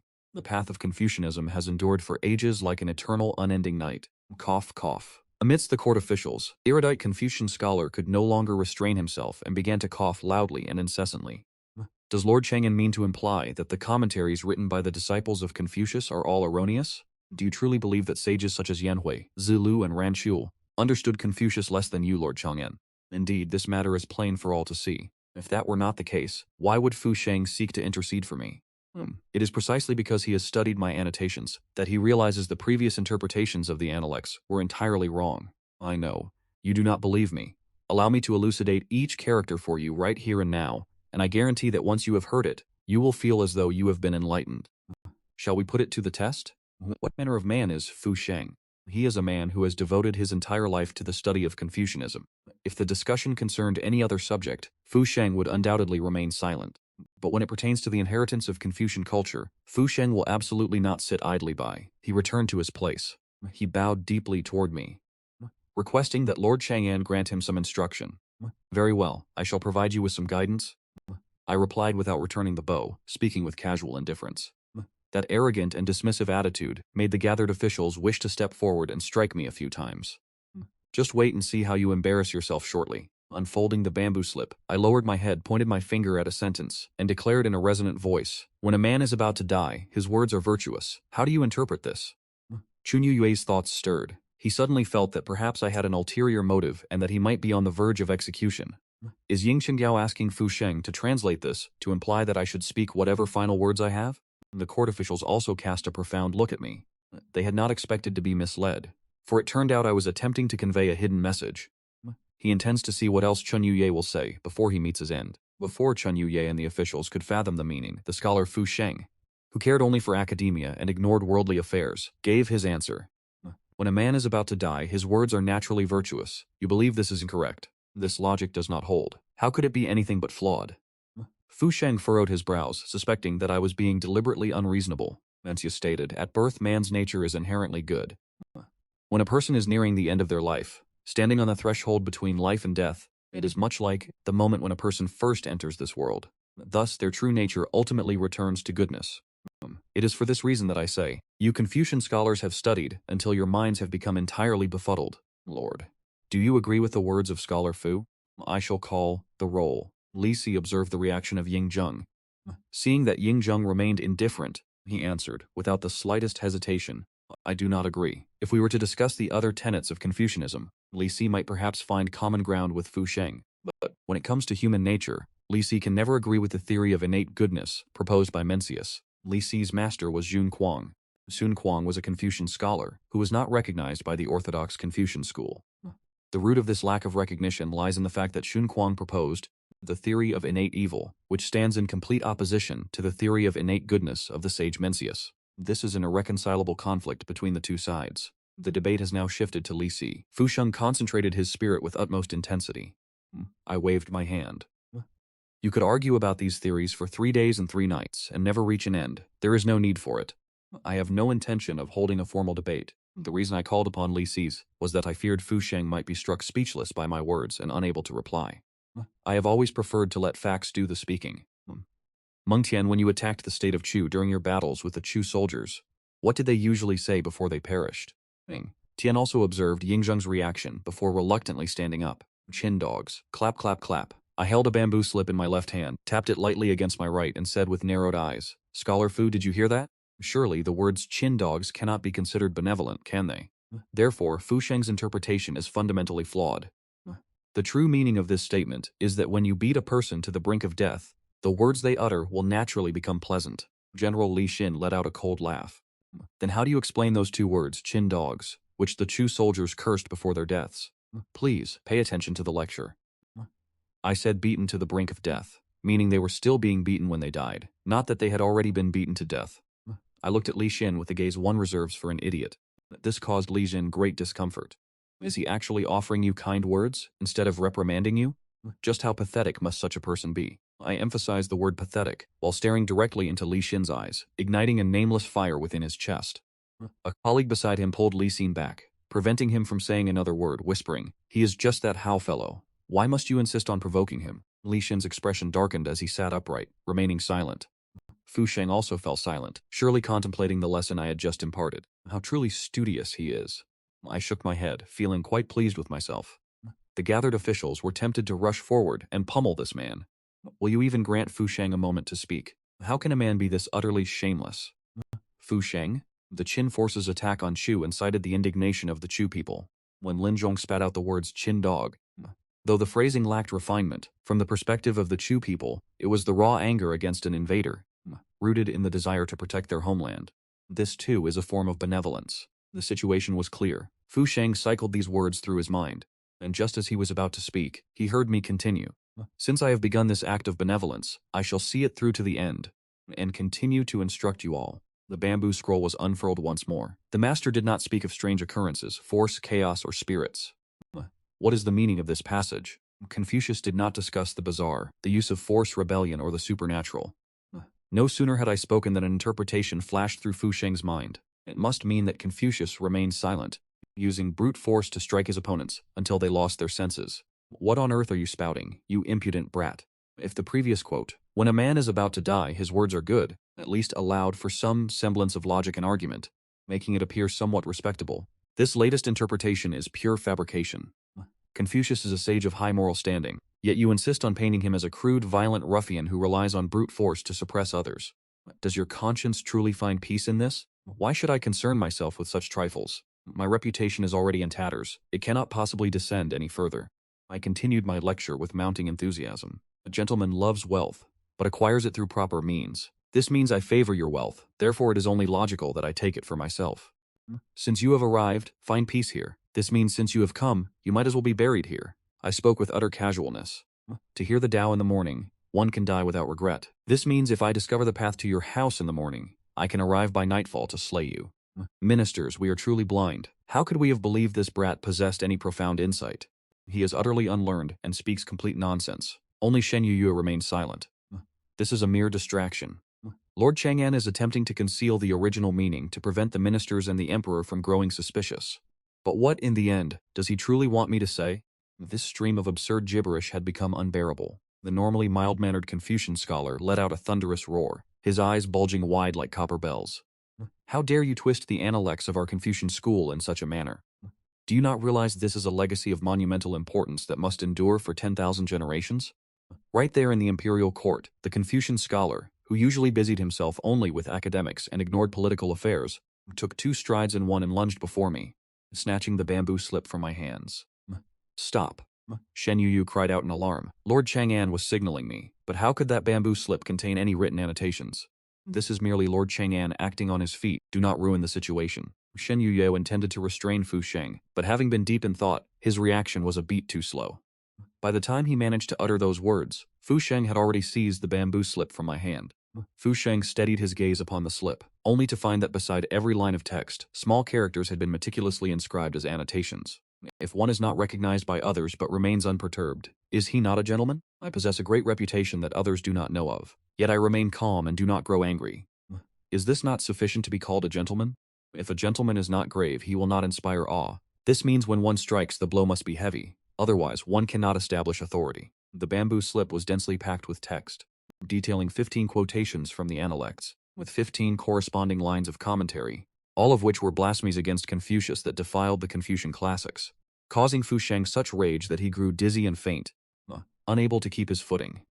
What Fu Sheng found most intolerable was the 4 small characters at the very end of the slip, to be continued. Fu Sheng's fury soared to the heavens. His official cap tumbled to the ground and rolled far away. Bang! He violently slammed the bamboo slip onto the floor, gnashing his teeth as he bellowed at me. Do you still intend to continue your sophistry? Are you incapable of stopping once you begin? I have heard that the national strategist Fusu is the culmination of 3 generations of effort within your house, and that for every word written, one must deliberate for a long time, fearing only that they might lead future generations astray. Why do you not seek to learn from such national virtue? How can a person as shameless as you exist in this world? If these bamboo scrolls were to be passed down to posterity, how many people would be led to misunderstand Confucius and the Confucian school? Observing the panicked expression of Fu Sheng, doubts began to stir within the hearts of the gathered officials. One curious official picked up the scroll to examine it, and moments later, it was passed among the entire court. The officials thought to themselves, if the teachings of their school were misrepresented in such a manner, they would be disgraced. Ying Zheng merely glanced at a few lines, and his heart was silently filled with astonishment. Why is this young man's mind filled with such bizarre notions? The Analects is such a classic and sacred text, yet he has annotated it to the point of complete distortion. The trouble is, these annotations are half truth and half falsehood. They even seem to possess a strange sort of logic. This young rascal truly expended a great deal of effort to deceive Fusu. Now, it is time for the Emperor to play the villain. Although I do not yet understand why Fusu reacted so vehemently yesterday, if this can allow him to see the true nature of the Confucian scholars, then this journey to Shang Commandery will no longer be necessary. The interpretation of these bamboo scrolls is indeed vastly different from the Analects I have studied. Fu Sheng felt a sense of vindication. It is coming, it is coming. His Majesty is about to punish Ying Chengqiao. Then, Wu, standing in the court and hearing Ying Zheng's words, could not help but feel a subtle shift in his thoughts. Ying Zheng mentioned that there were great differences, but he did not label these scrolls as mere drivel. The true point of contention lay in Ying Zheng's attitude toward Chun Yue. Ying Zheng spoke in a calm tone, "I am here." Chun Yue's heart was filled with trepidation. He knew that the Emperor's next words would determine his fate. Even if one is prepared to embrace death, at the threshold of life and existence, how many can truly remain indifferent? You have offended the throne in this court, but in consideration of your role as the teacher of Fusu, I shall allow you to teach these Analects to him. If you teach them well, your head shall remain firmly upon your shoulders for the time being. Like a bolt of thunder striking Chun Yuye, he thought, to force me to teach Fusu this blasphemous literature, I would rather die. I, Chun Yuye, intended to declare that I could not fulfill this The words were already upon his lips, yet Ying Zheng suddenly seemed to recall something. If there was anything he did not understand, he was free to send Fusu to the residence of Lord Chang'an to seek counsel. The head of Chun Yu, which had been bowed low, suddenly trembled, and the words he had been swallowed back into his throat. Within the borders of the state of Qin, only in Xianyang City did the residence of Lord Chang'an exist. The premise for sending Fusu to the residence for guidance at any time was that Fusu must remain in Xianyang, no longer required to depart. Meng Ao set down the letter and issued orders to mobilize every retainer from the 19 generals' estates who had gathered regarding Lord Chang'an's ascent to court. He commanded that the city garrison be doubled in strength. Simultaneously, he rescinded the previous order that any person deemed suspicious should be immediately apprehended. One by one, those from the martial world walked out of Xianyang Palace, escorted by the palace guards back to their respective estates, save for those held in the Tingwei's prison. For the first time in a long while, an expression of fury appeared upon the face of Tingwei Li Si. He gestured toward the prison, which was now nearly overflowing. With a chilling tone, he questioned, "Why are there so many prisoners?" The jailer replied in distress, "They were all brought here by the city guards." They claimed these individuals were highly suspicious. Li Si's expression darkened, which statute of the Qin law decreed that one could be arrested simply for being suspicious. After Han Fei arrived in Qin, the three of them stood together in the palace as officials. Yet, due to the dispute over whether to annihilate the state of Zhao or the state of Han, Li Si and Han Fei fell into disagreement. Zhang Ong listened intently, unable to stop himself from sinking into deep contemplation. Li Si argued, "The state of Han is far too weak and small. As a small nation wedged between great powers, if we were to conquer Han, would that not be akin to the state of Qin driving a nail into the heart of the Central Plains? Using Han as a stepping stone to deal with the other nations, is that not the most strategic course of action?" However, Han Fei did not share this view. He countered that the unification of the world required a righteous justification. To strike at Han would be to act without legitimacy. The state of Han currently appears to heed the state of Qin. Besides, was it not already decided that we would not strike them? We cannot break our word. Why not simply strike the state of Zhao instead? The conflict between Qin and Zhao is a struggle for dominance. The other states cannot intervene. Once we have struck down the others, would taking the state of Han not be as effortless as turning one's hand? Emperor Shi Huang hesitated as he sat there. On one side stood the great talent Han Fei, the author of the Han Feizi. On the other side stood Li Si, who had repeatedly helped him resolve his anxieties and burdens. He found himself uncertain of whose counsel he should follow. He instructed both men to withdraw for the time being, deciding to resume the discussion another day. Yet that very night, Lisa stole into the Xianyang Palace and spoke a single sentence to Emperor Shi Huang. Han Fei is a prince of the state of Han. Naturally, his heart is set on preserving his own kingdom. Your Majesty, do you not see this point? It was these very words that caused the first emperor to have an epiphany. In his fury, he had Han Fei cast into the Xianyang prison and resolved to conquer the state of Han. The next day, Zhang Kong went to meet Ying Zheng, intending to visit Han Fei in the Xianyang prison. Unexpectedly, Han Fei was already gone. Later, rumors circulated that Li Si, envious of Han's brilliance and fearing his own position was insecure, had seized the opportunity to poison him. Zhang Kong could not help but recall the past, having not seen them for so many years. On that day when he met Li Si, he asked only one question, "Senior brother, It has been 8 or 9 years since Han Fei passed away, has it not? Today, I ask you once more, was senior brother Han Fei murdered by your hand? Li Si remained silent for a moment before replying. If I were to say yes, according to the Qin code, that is a crime punishable by waist chopping. Hearing this, Zhongshang understood 7 or 8 parts of the truth in his heart.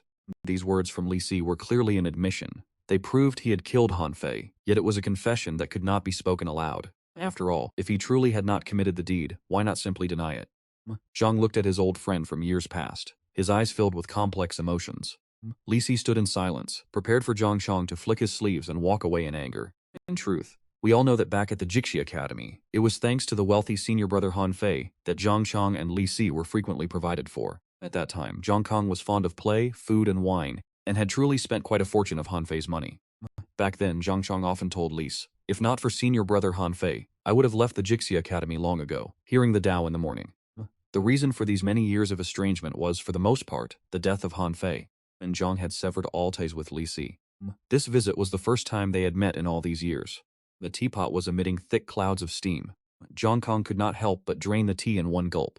Li Si scolded Zhongkang for being insane, snatching the hot teapot away. He threw it violently to the ground. The tea splashed everywhere. This tea was just brought to a boil, you madman.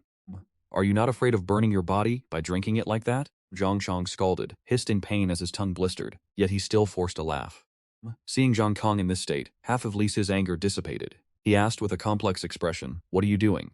I have only heard of men sacrificing their lives for a woman. Zhongshang stuck out his tongue and took a few sharp breaths of cold air. Senior brother, do not play act in front of me. Until the situation was clarified, you surely would not have come to the Shanyang Palace. Is it that you cannot fathom why Meng Yi mobilized the city garrison to launch such an extensive manhunt? I will not beat around the bush any longer. And Zhang raised his head, looking directly at Li Si. I only learned of this after hearing some recent intelligence. Meng Yi's recent movements have nothing to do with you. The Meng family has never valued official rank. They only care for titles of nobility.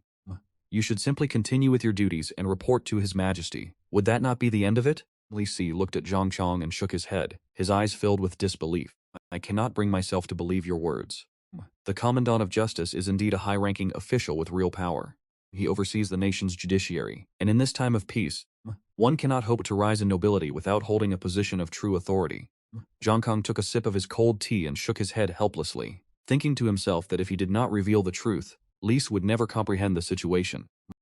Have you ever heard of the Kai Ni? He is awake, someone shouted. The eldest young master has regained consciousness. Hurry and report to His Majesty. Ying Fusu slowly opened his eyes, lying upon the silk bedding, unwilling to move in the slightest, staring blankly at the carved pearwood canopy above. The chief imperial physician Xiao Wuju rushed over to offer his apologies to Ying Fusu before sitting down by the bedside. Given Ying Fusu's usual temperament, he would have certainly risen to return the gesture, but this time he remained motionless. Xiao Wuju observed his complexion and his breathing, knowing full well that this was not a physical ailment, but a sickness of the heart. He could not help but sigh, placing his hand upon Fusu's wrist. Realizing the body was sound, he offered his excuses and withdrew. Within the room, the eunuchs and court ladies were so cautious that they dared not even breathe too loudly. A gentleman fears most that upon his death, his name shall not be praised by the world. Chun Yu had taught Ying Fusu that for a gentleman, nothing is more terrifying than failing to leave behind a legacy. Reputation is far more important than life itself. Yet within the imperial court, Chun Yu Yue displayed a different facade. He claimed that Lord Chang'an had merely offered a few words of dissent. So how could His Majesty justify such punishment? Following the decree of the first emperor, Chun Yu Yue began to instruct Ying Fusu using the analects with the commentaries of the famous scholars, the depth of which left him plunged. Your Majesty, young Master Chang has awakened, Zhao Gao reported, his posture respectful, revealing not even a hint of resentment. Ying Zheng responded with total indifference. Understood. Zhao Gao bowed low and retreated. Jidi, standing to the side, saw Ying Zheng and quickly gathered the bamboo slips in his hands, stacking them haphazardly. Ying Zheng commanded Gani, Fusu has awakened. Go and inform Cheng Zhao, and tell him not to worry. Lord Chang will not worry about young Master Chang, so your Majesty need not be concerned. Genie said with an expressionless face. Ying Jing flared with anger. When did I say I was worried? That rebellious son fainted in court over such a trivial matter. His mental fortitude is truly pathetic. Before he could finish his sentence, Ying Zheng paused. Genie was different from Zhao Gao. When Zhao Gao performed his duties, he always bowed his head, never daring to meet Ying Zheng's gaze. But Gani was different. His bearing was heroic and imposing, his gaze resolute, always looking straight ahead, bowing to no one. Ying Zheng looked into Gani's eyes. remembering Chengqiao, who had dared to glare at him in this very spot yesterday, and felt in his heart that Zhao Gao was better after all, for at the very least, he did not speak out of turn. Ying Zheng composed his mood and returned to reviewing the endless stream of imperial memorials. Although deep down he knew Guinea's words were true, and he longed to see how Fusu was faring, he restrained himself. Perhaps, having been emperor for so long, he had forgotten how to be a father. The lamplight in Zhongtai Palace burned on, the wick occasionally popping with small sparks. As the lamp oil began to pool, Zhao brought forth another piece of news. Your Majesty, Li Si requests an audience. Ying Zheng was startled. What is Li Si doing here? Right, it must be regarding the arrests. Have him enter and relay his report. Just as Zhao Gao was about to depart, another eunuch entered to report. Young Master Chang requests an audience. Allow him to enter. Ying Zheng turned to instruct Zhao Gao. Go ask Li Si what his business is. If it concerns the arrests, tell him to come for an audience tomorrow. Zhao Gao bowed respectfully and replied, as you command. Outside Zhongtai Palace, Zhao Gao spoke to Li Si. His Majesty has issued a verbal decree. Li Si hurriedly performed a salute and said respectfully, I am listening. His Majesty decrees. If your business concerns the arrests, you are to wait until tomorrow to seek an audience. I wonder what it is that Minister Li wishes to report. Li Si had witnessed Ying Fusu leaving Zhongtai Palace with his own eyes. Knowing full well that Ying Zheng was currently unavailable to meet him, he did not dare to return to his estate. Matters of demonstrating loyalty are naturally best handled with haste. This affair was of great significance, so Li Si dared not return home, having only the option to petition His Majesty. He pleaded, I beg you, Lord Zhao, to inform him. Ever since Han Fei arrived in Qin, I have waited here this day, and I must see His Majesty. Zhao Gao entered the palace once more, and after a short while returned. Please wait here, Minister of Justice Li. Understood. Li watched Zhao Gao emerge and stand by the palace gate, his heart filled with suspicion. Why was Zhao Gao not inside attending to His Majesty? Could it be that His Majesty wished to speak privately with the eldest prince? With this thought, Li also stood by the gate, bowing slightly, a posture he had maintained since entering the palace, subconsciously lowering his stature. He did not know that Zhao Gao no longer held the office of the seal keeper, and that the new official in charge of the tally was in fact Chengqiao. Had he known this sooner, he might have reassessed the relationship between Ying Zheng and Chengqiao. 2 hours prior at the residence of the Lord of Wuan, I was devouring tiger meat from a hot pot while chatting with a drunkard guard. Will the state of Qin truly be extinguished after 2 generations? Extinguished after 2 generations? Is the Lord speaking the truth? What on earth are you so excited about? I slapped him in frustration, but the man merely tilted his head, dodging the blow with ease. If the state of Qin falls, won't a general like me lose everything I have? And when that time comes, who will find wine for you to drink? The drunkard replied with unexpected gravity. If the Lord's words come to pass, I can give up drinking. Hearing this treasonous declaration, I felt a tremor in my heart. If such words were to spread, it would not merely be death by 5 chariots, but at the very least, one would suffer the punishment of having characters branded upon their face, or the amputation of the nose, followed by forced labor building the imperial palace, the city walls, and the emperor's mausoleum. However, within my residence as the Lord of Chang'an, there was no need to concern oneself with such trivialities. I continued to enjoy the hot pot with the drunkard, though he had already grown intoxicated after only a few bites. Asking a man who treats wine as his very life to abstain is truly harder than ascending to the heavens. I summoned the servants to escort him away, then lay alone on the couch, closing my eyes to steady my spirit. Contemplating these matters, although the eldest prince had not yet been formally named crown prince, the ministers had long since accepted him as the future emperor. I thought to myself that as long as Fusu could remain, those nephews of mine would surely know their place, if they possessed even a shred of intelligence. With Fusu by the emperor's side, observing and learning, he would eventually become a capable monarch within a few years. As long as he avoids the Shang district and manages the responsibilities inherited from his father well, then as long as I draw breath, the state of Qin shall remain secure. Having reasoned through these matters, I felt a deep sense of contentment. So long as the state of Qin does not fall, I can continue to live my life in leisure and freedom. Remembering that I had to attend the court session tomorrow, I rose slightly earlier today. I lay upon the bed covered in layers of tiger fur, drifting into a hazy slumber.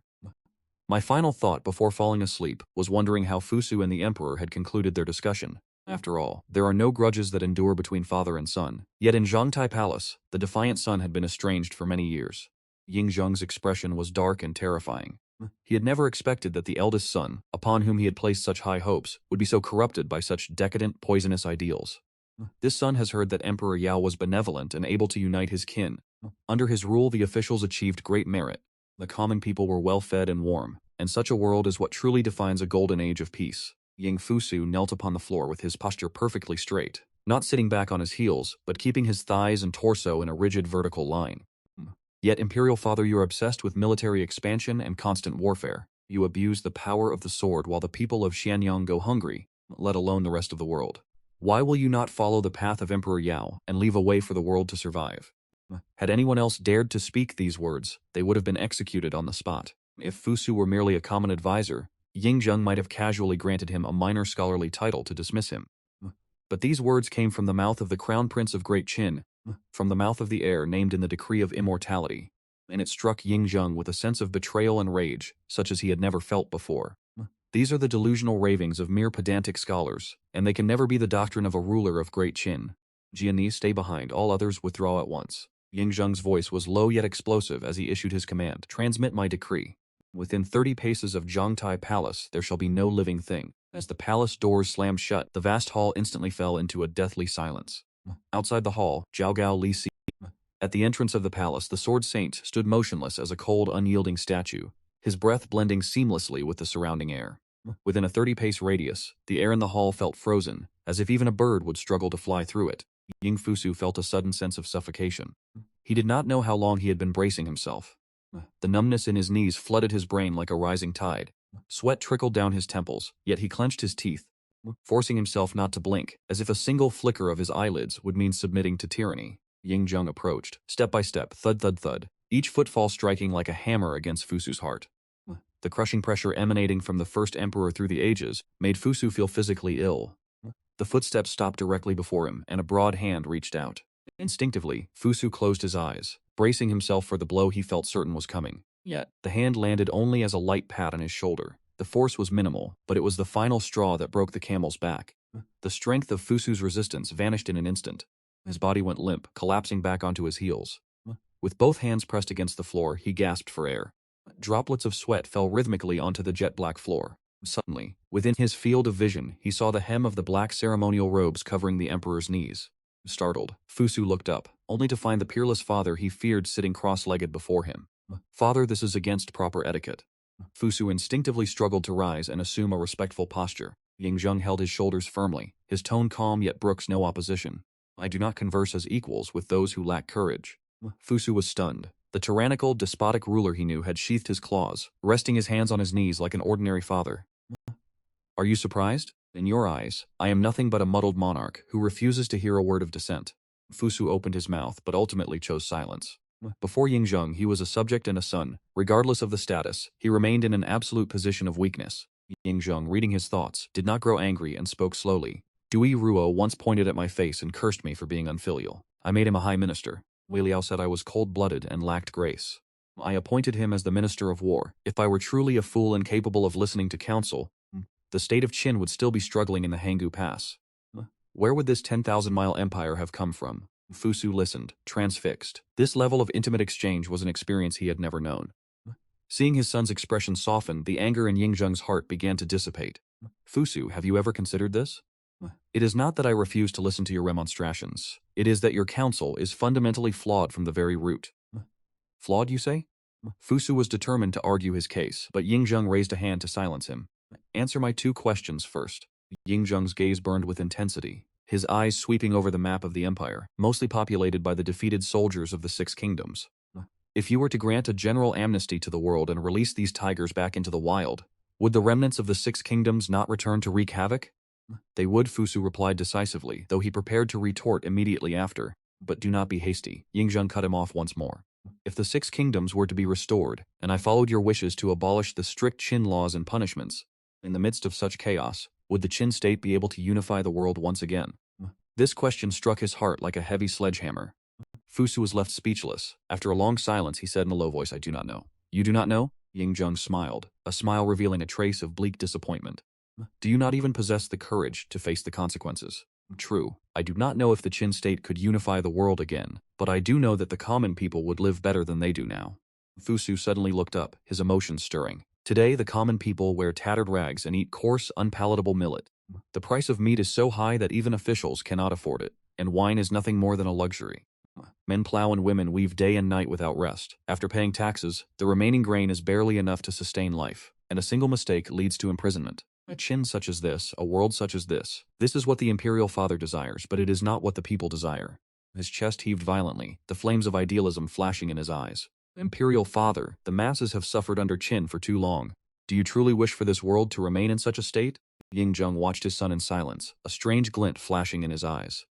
Were these words taught to you by your uncle? Fusu was stunned, looking completely bewildered. These are the heartfelt words of your son. What do they have to do with my uncle? Is that truly the case? Ying Zheng observed him with suspicion. This line of reasoning was identical to what that scoundrel had said years ago, word for word. Ying Zheng remained half skeptical, nodding coldly as he spoke. You are not wrong that I intend for the entire world to follow the Qin laws. How can a single nation tolerate two sets of laws? You claim the Qin laws are harsh, but if I followed your advice and granted amnesty to the world, the Six Kingdoms would be restored, and the flames of war would reignite. That would truly be a living hell. Your benevolent governance cannot save the people. It would only lead to their ruin. Imperial father, Fusu urgently retorted. Uncle once said, sow 1 grain of rice in the spring and harvest 10,000 in the autumn. Benevolence is also a seed. As long as the emperor grants his grace, as Mencia said, the virtuous will find much support. How could the world possibly rebel against Qin? Ying Zheng's expression darkened instantly, as black as the bottom of a charred cauldron. Clearly, this was taught by that young man. Ying Zheng gritted his teeth, longing to seize that person and bring him to Zhongtai Palace for a brutal thrashing. But for now, educating his son remained the priority. He would settle this debt later. At the palace entrance, Guinea stood upright and silent, like a sharp sword sheathed in its scabbard. He was the sole listener to this intense debate. This honor did not stem from his peerless swordsmanship, but from the absolute trust the first emperor placed in the man behind him. It was only now that Guinea truly realized how significant a position the seemingly absurd Lord Chang'an held in the emperor's heart. It was solely because of a recommendation from Lord Chang'an that the naturally suspicious king of Qin dared to entrust his life to this man. An unknown swordsman had arrived. The debate in the hall had lasted half an hour and had reached a complete stalemate. Ying Fusu cited classical texts and precedents, desperately trying to prove the feasibility of benevolent governance. Ying Zheng looked on coldly, as if watching a young fawn blindly throwing itself against a wall. Guinea's mind drifted back to those years he dared not revisit. In his mind, there were no sword manuals, only scorched earth. The thick scent of blood seemed to pierce through the incense of Zhongtai Palace, lingering at the tip of his nose. He had seen that land turned red until it became black. Soldiers, numb to the horror, treated bodies like refuse, sweeping severed remains into mass graves. He had seen villages for 10 miles stripped to a dead silence, their thatched roofs collapsed and desolate. There were no crops, only weeds 3 feet high. Those blades of grass grew with an eerie lushness, for buried beneath their roots lay the rotting bones of men. Such was the age of chaos, a chaotic era where men feasted upon men. Lord Chang'an had once said, in times of chaos, the blade in the hands of the legalists is far more useful than the brush in the mouths of the Confucian scholars. I do not wish to see the world like that again. Genie suddenly spoke, his voice low and gravelly, shattering the deadlock within the hall. Ying Zheng and Fusu turned their heads simultaneously, their eyes filled with astonishment. In the strictly hierarchical Qin palace, a guard interrupting was a capital offense, yet no one shouted in rebuke. Genie did not turn around. He remained with his back to them, his gaze fixed upon the void outside the hall. Marquis Wen of Wei followed Li Kuei's reforms and grew strong. The state of Wei reigned supreme for a time. Duke Xiao heavily utilized Shangyang. Only then was the foundation of Qin established, paving the way for the unification of all under heaven. Yet, Confucius traveled from state to state, preaching the ways of the past, only to be treated like a stray dog without a home. Does this not suffice to prove whether the legalist? A faint smirk tugged at the corner of Ying Zheng's mouth. It seemed this cold, rigid stone was not entirely devoid of wisdom. Ying Fusu's brows knitted together, a flicker of displeasure passing through his eyes as he softly retorted. Confucius once said, the Zhou dynasty mirrors the 2 previous dynasties. How grand and rich is its culture? I follow the Zhou. The beauty of the Zhou rites lies in their ability to cultivate the human heart, transcending primal instincts and guiding men to follow the path of virtue of their own volition. The Confucian school seeks voluntary adherence, while the legalist school demands forced compliance. The common folk on the roads of Qian dare only exchange glances, devoid of any true vitality. Yet look at the Jixia Academy of the old Qi state. It was filled with the sweat of labor and the sounds of laughter. Their superiority was clear, and yet the Qi state has fallen. Young Master Guinea's voice was cold as ice. That is because the king of Qi surrendered without a fight. Fusu stubbornly argued his point, the veins in his neck bulging slightly. Guinea was never one for rhetoric. He did not grasp these profound doctrines, but he understood the sword, and he understood life and death even better. Looking at the young master before him, who had read through countless scrolls of history yet remained blind to the harsh realities of the world, he felt a profound sense of helplessness and frustration, much like when he previously faced the man who, No matter how he lost, always had an excuse, Lord Chang'an, claiming that if it wasn't the sword that was faulty, it was because he hadn't eaten enough, always finding a reason for his failure. Genie saw no point in continuing the circular argument. He only wished to maintain the absolute security of his 30-pace radius. Thus he mimicked the tone of that man, coldly uttering the final verdict. Defeat is, after all, defeat. Where do you find so many excuses? Elsewhere, on the high terrace, the music was lively and the dancers spun in a frenzy. I lounged lazily upon a soft couch, watching the servant beneath me serving as a footstool, a wicked smile curling my lips as I slowly inserted my second finger into the mouth of the headmaid in my arms, teasing her tongue with my fingertip.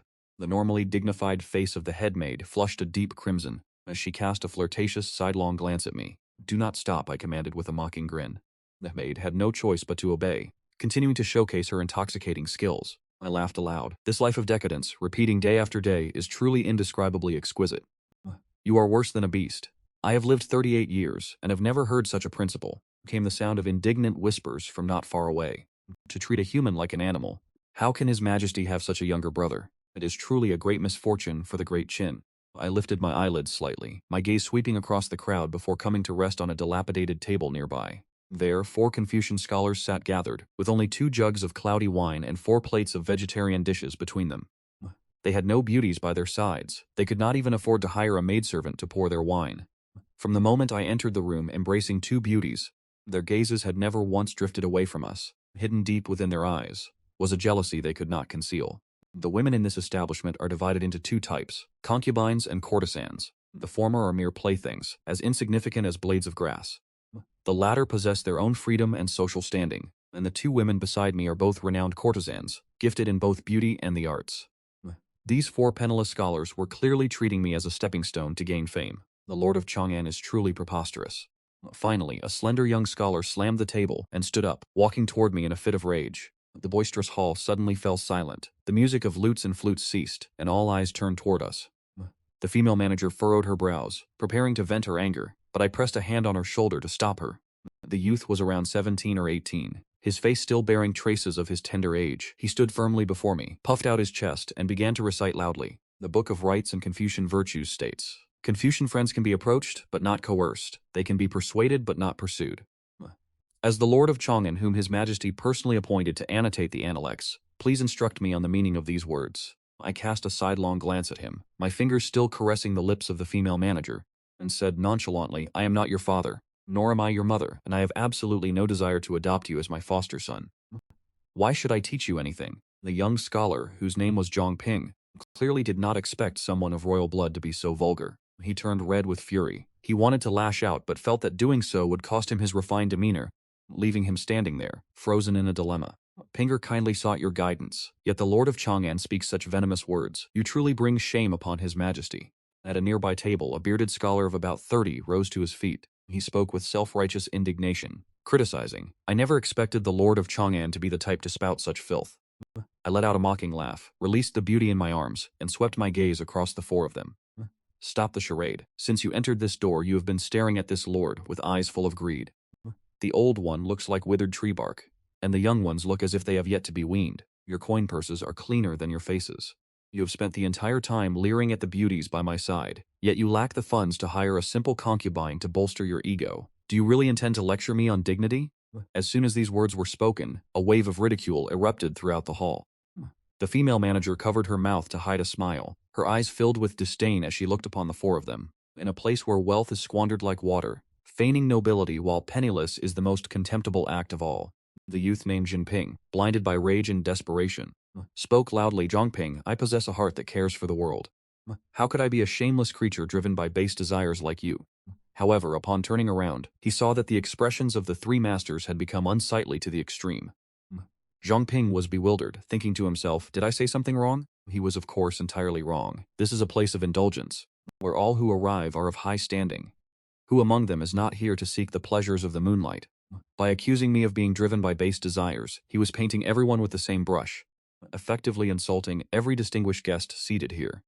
The 30-year-old Confucian scholar, sensing the shifting atmosphere as the gazes of the surrounding guests grew hostile, hurriedly changed the subject. The true meaning of Confucian conduct is that a scholar would rather perish than endure humiliation. Master Chang'an Jun, You flew into a rage over a mere beastskin scroll, yet you allow a living soul to kneel before you as a footstool. Do you feel no shame? Do you find this not utterly absurd? With such moral conduct, by what right do you presume to annotate the intellects? Their true intentions were finally laid bare.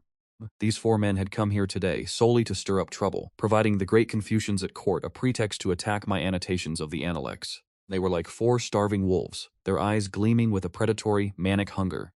Even if this banquet were to last an hour, and even if they had to endure my insults, as long as they could find a weakness to exploit, it would all be worthwhile. They had already prepared thousands of accusations, and no matter how I defended myself, they were prepared to occupy the moral high ground and refute me until I was left without a shred of dignity. I shifted my approach. I brazenly caressed the beauty beside me, causing the flames of envy in the eyes of those 4 men to burn even brighter. Their eyes seemed to scream, "This brat truly deserves to die." Yet, observing their hypocritical, sanctimonious faces, masking their own unfulfilled desires, I suddenly felt only boredom. "I find your words reasonable." I nodded, my tone appearing sincere. The 4 scholars were stunned, their prepared long-winded tirades catching in their throats. He admitted it. Just like that, he simply admitted it. I lowered my head, patted the human carpet that was still trembling beneath me, and the slave kneeling on the ground suddenly stiffened. His face, buried in the dust, turned pale in an instant. In his eyes there was no sign of relief, only a fear that chilled him to the marrow. "Stand up." Those 2 words hit the slave's ears like a death warrant. To stand up meant being sent to the forced labor camps of Mount Li. It meant walking into the jaws of death.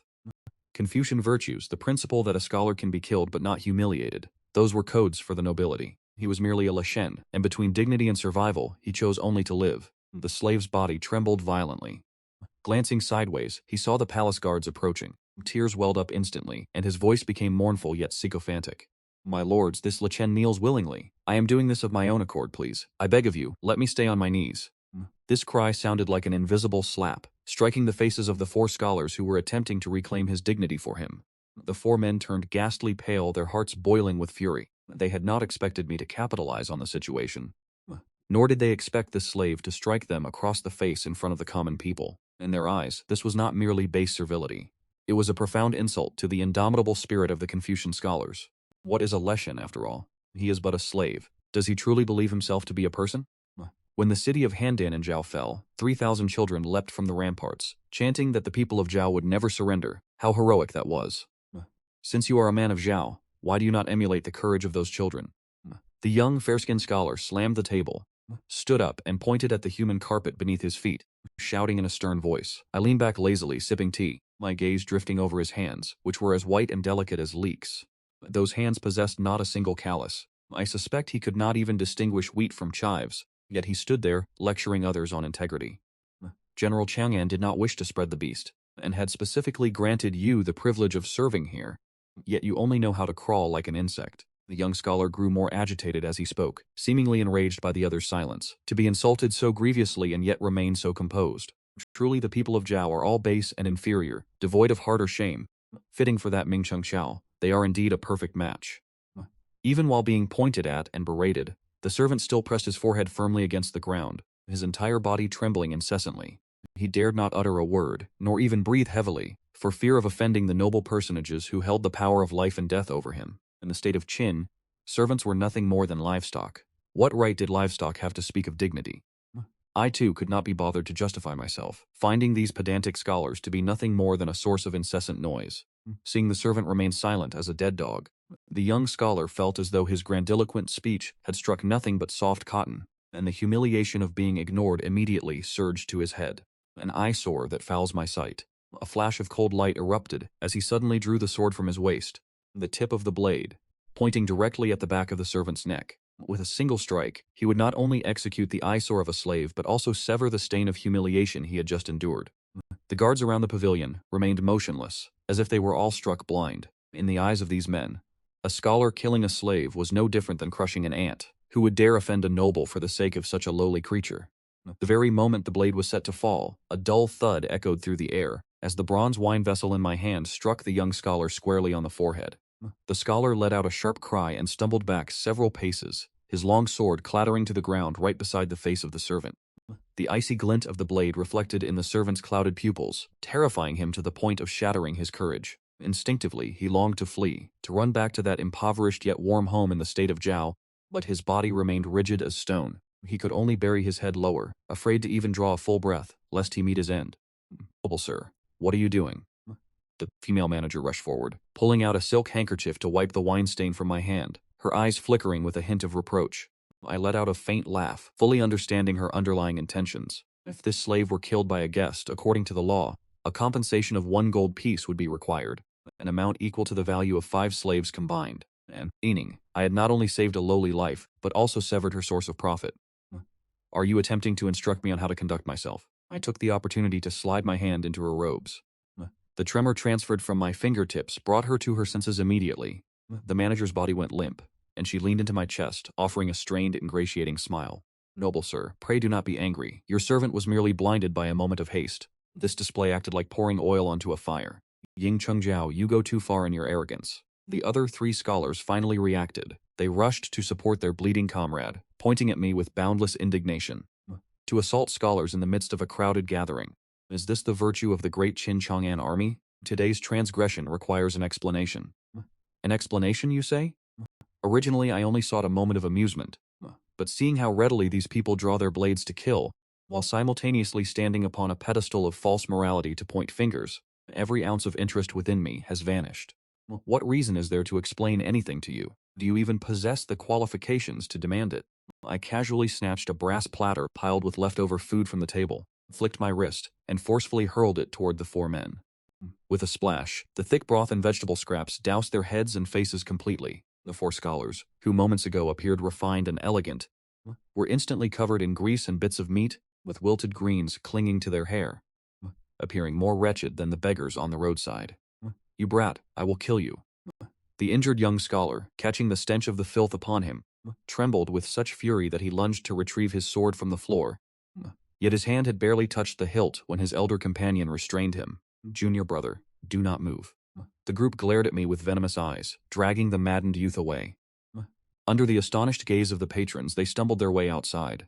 The great hall descended into silence. Shards and spilled broth littered the floor, emitting a pungent odor.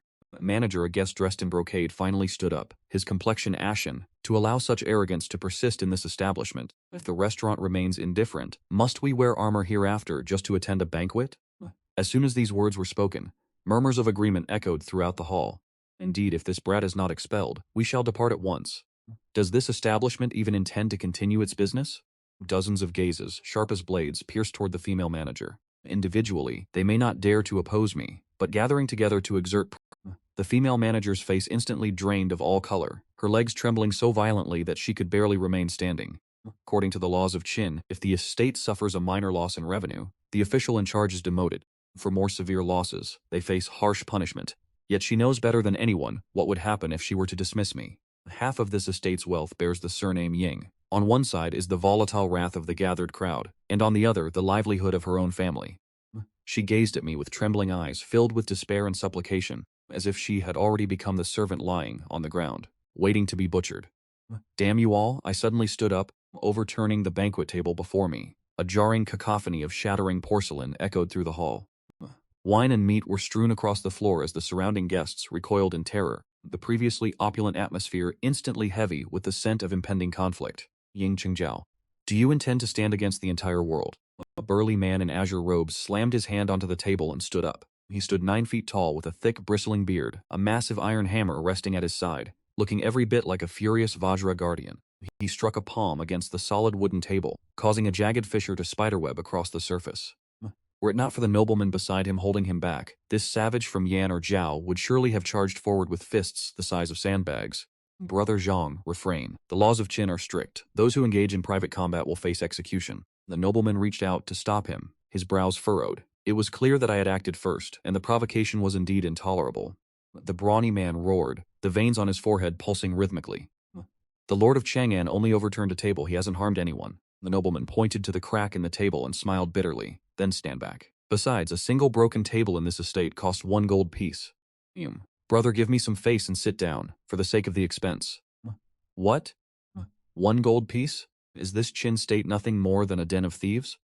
The brawny man's eyes bulged like a bull's. That was the equivalent of his entire family's living expenses for 3 months back in his hometown. I pulled the terrified manager into my arms, shot a cold glance at the savage and gave a frigid laugh. Let someone from Yan like you understand. This is the Qin state. According to Qin law, if you damage property within this estate, you will not be let off for even a single copper. If you refuse to pay compensation, then you shall go to Mount Li to build the imperial mausoleum for 2 months. Then I shall go build the mausoleum. The stubborn man thrust his chin out, his voice booming like thunder. The nobleman drew a sharp breath, casting a stern, warning glare at him. It was truly a strange sight. The furious lion before the elegant young master suddenly deflated like a punctured sphere, slinking away to sit down. The young master stood up and offered me a respectful bow. I pray young Master Chang'an will show leniency. My brother here has a boorish temperament. My surname is Zhang, and my given name is merely Z. Allow me to offer an apology on his behalf. I arched an eyebrow. This name was certainly intriguing. Z is an honorific reserved for the great scholars of our time. Your parents had grand ambitions indeed. You are quite capable, unlike these fools. I gestured toward the 4 scholars standing there in a daze, then turned my gaze toward this new guest, pondering my next words. Tell me, do you also intend to go to Mount Li? On the streets of Shanyang, teacher, are you truly determined to show favoritism toward Ying Chengqiao today? The young scholar Zhang Ping was filled with bitter resentment. The youth beside him was trembling with rage, having even abandoned his sword at the pavilion. Confucius said a scholar must be broad-minded and resolute, yet their own teacher had led them away, fleeing like stray dogs. Where was the resolution in that? The 2 elder scholars quickened their pace, only halting once they reached the gates of Chen Yue's mansion. The 2 exchanged glances, their ashen expressions suddenly relaxing, followed by a burst of uncontrollable, uproarious laughter. Ha ha ha. Zhang Ping and his companions stared at each other in confusion, fearing that their teacher had been driven to madness. The middle-aged scholar wiped the oil from his beard, looked at his 2 disciples who remained unenlightened, and shaking his head triumphantly said, "Let me ask you both. Why did we go to the pavilion today? To expose the true face of Ying Chengqiao, to prove he is unworthy of annotating the intellects." Zhang Ping blurted out, "Exactly." A sharp gleam flashed in the middle-aged scholar's eyes. The intellects state that in archery, one should not aim solely at piercing the target, for human strength varies. The virtue of the bowman lies in accuracy, not raw force. What we require is a result that will stain his reputation with a lack of virtue. Seeing his disciples remained baffled, he patiently explained, "Must we focus on his insolence toward us? It is an eyesore." He overturned the table and insulted his elders before a crowd, forcing us to flee in such a wretched state. Are these not all ironclad proofs of his base character? Zhang Ping's eyes widened in realization, suddenly gleaming with comprehension. So that was the scheme. Within the Zhongtai Palace, the atmosphere was suffocatingly oppressive. The first emperor, Ying Zheng, was so furious at this moment that the veins on his forehead throbbed rhythmically.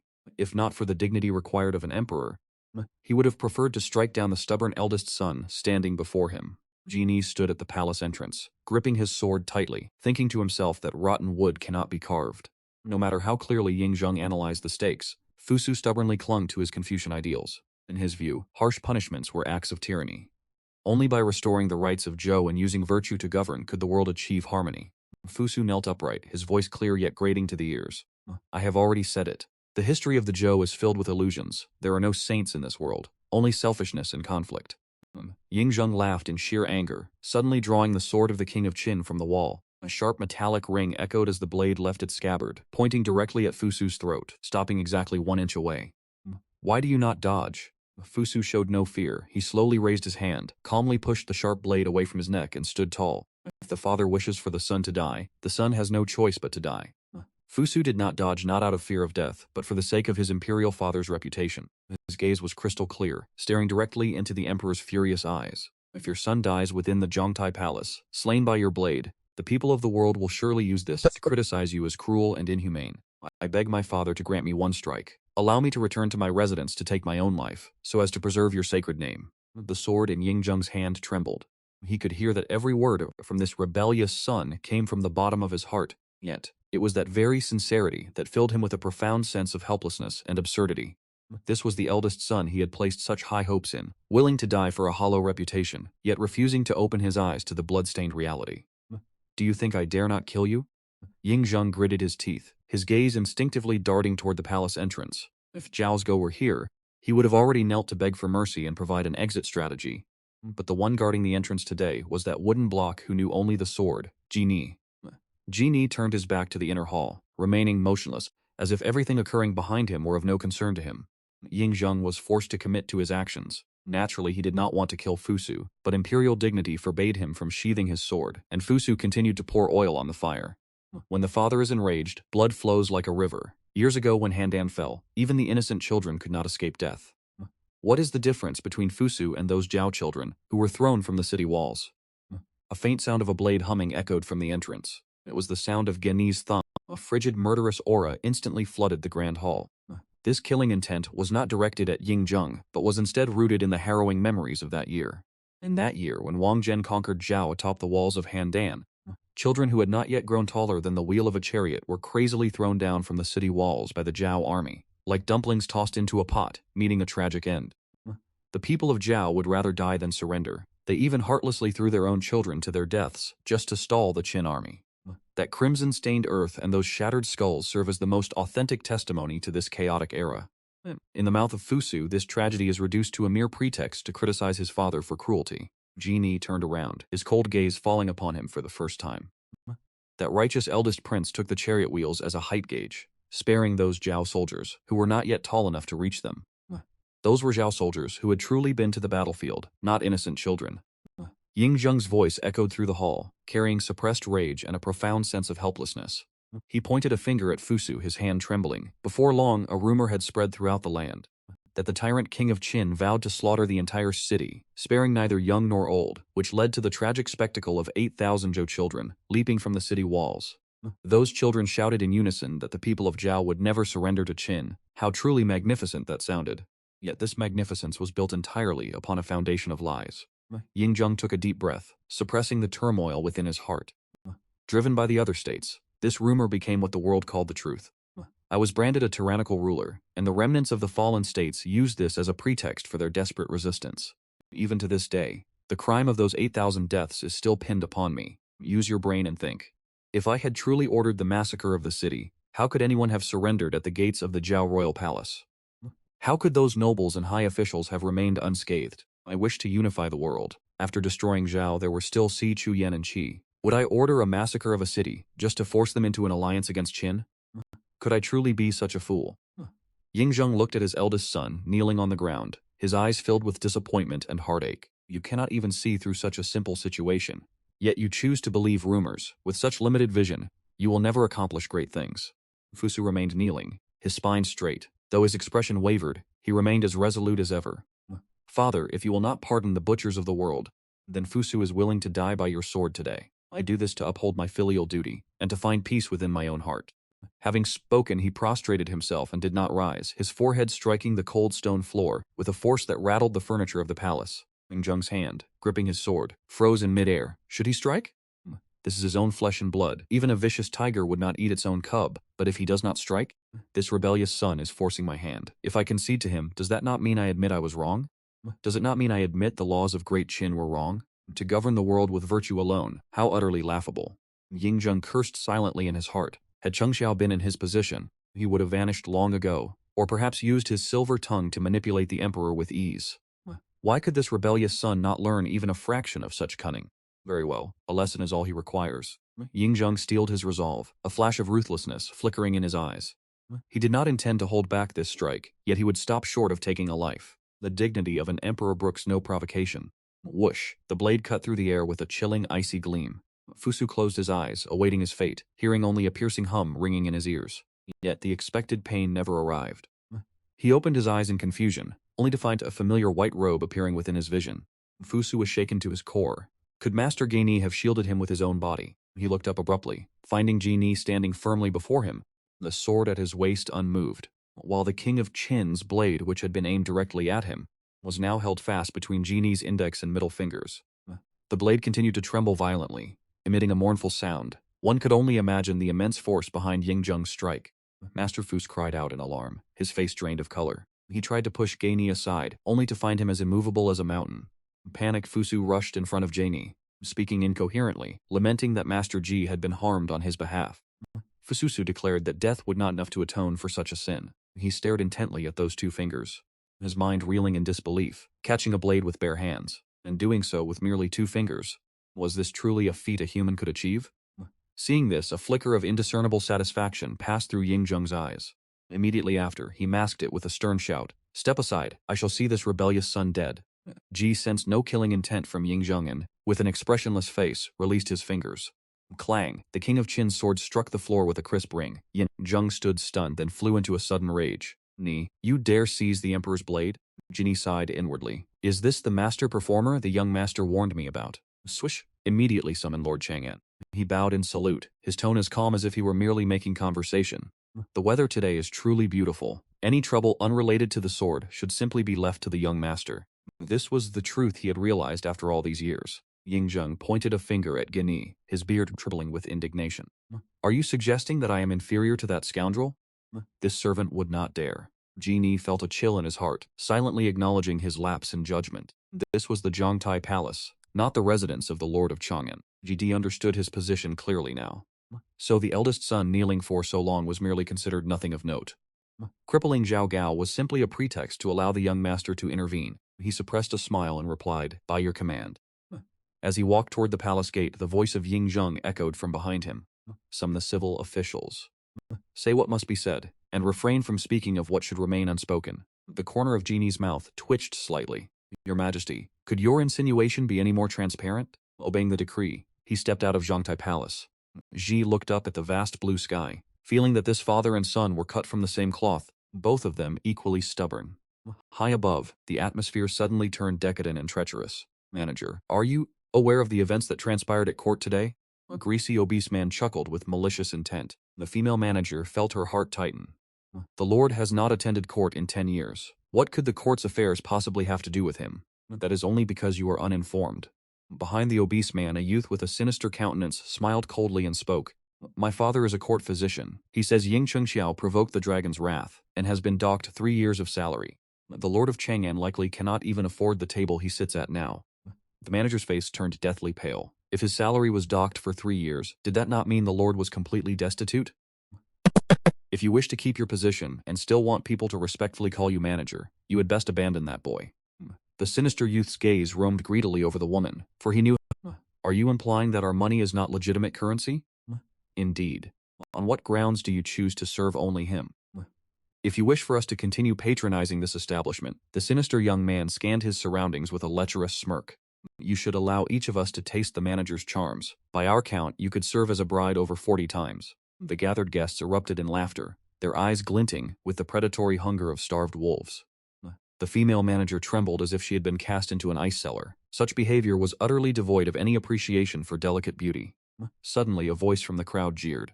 In my opinion, why don't we all go up together? 4 dragons entwined with 1 phoenix. Would that not be a joyous delight? This suggestion acted like a spark falling onto dry tinder, instantly igniting the entire room. A fine idea. The female manager in my arms shuddered, and had I not been supporting her, she likely would have collapsed to the floor. A deliberate cough shattered the lewd atmosphere. The young nobleman known as Zhang Zi rose to his feet, his eyes filled with disdain as he offered a perfunctory salute to those around him. My companion and I came here merely for wine, but as the mood has been spoiled, we bid you farewell. With that, he tossed 2 gold ingots onto the table, a sum far exceeding the cost of the drinks, and strode away, pulling the burly man who had been itching for a fight along with him. A bunch of dregs. The burly man spat a glob of saliva in contempt as he passed, a smirk playing on his lips. I watched their retreating silhouettes, the corners of my mouth curling slightly. Had this Zhangzi not been present, the moment that sinister man uttered his first sentence, I would have smashed the table into his face. The remaining 44 hungry wolves were not discouraged by the departure of their companions. On the contrary, they pressed forward even closer. My lord, the female manager raised her head, her voice trembling violently. The guests say that you have been docked 3 years of salary. Is this true? If it were true, I would no longer have the standing to protect you. I scanned the greedy faces surrounding us and gave a scornful laugh. Naturally, it is a fabrication. I have not attended court in 10 years. Is there some peerless beauty in the imperial palace capable of bewitching me?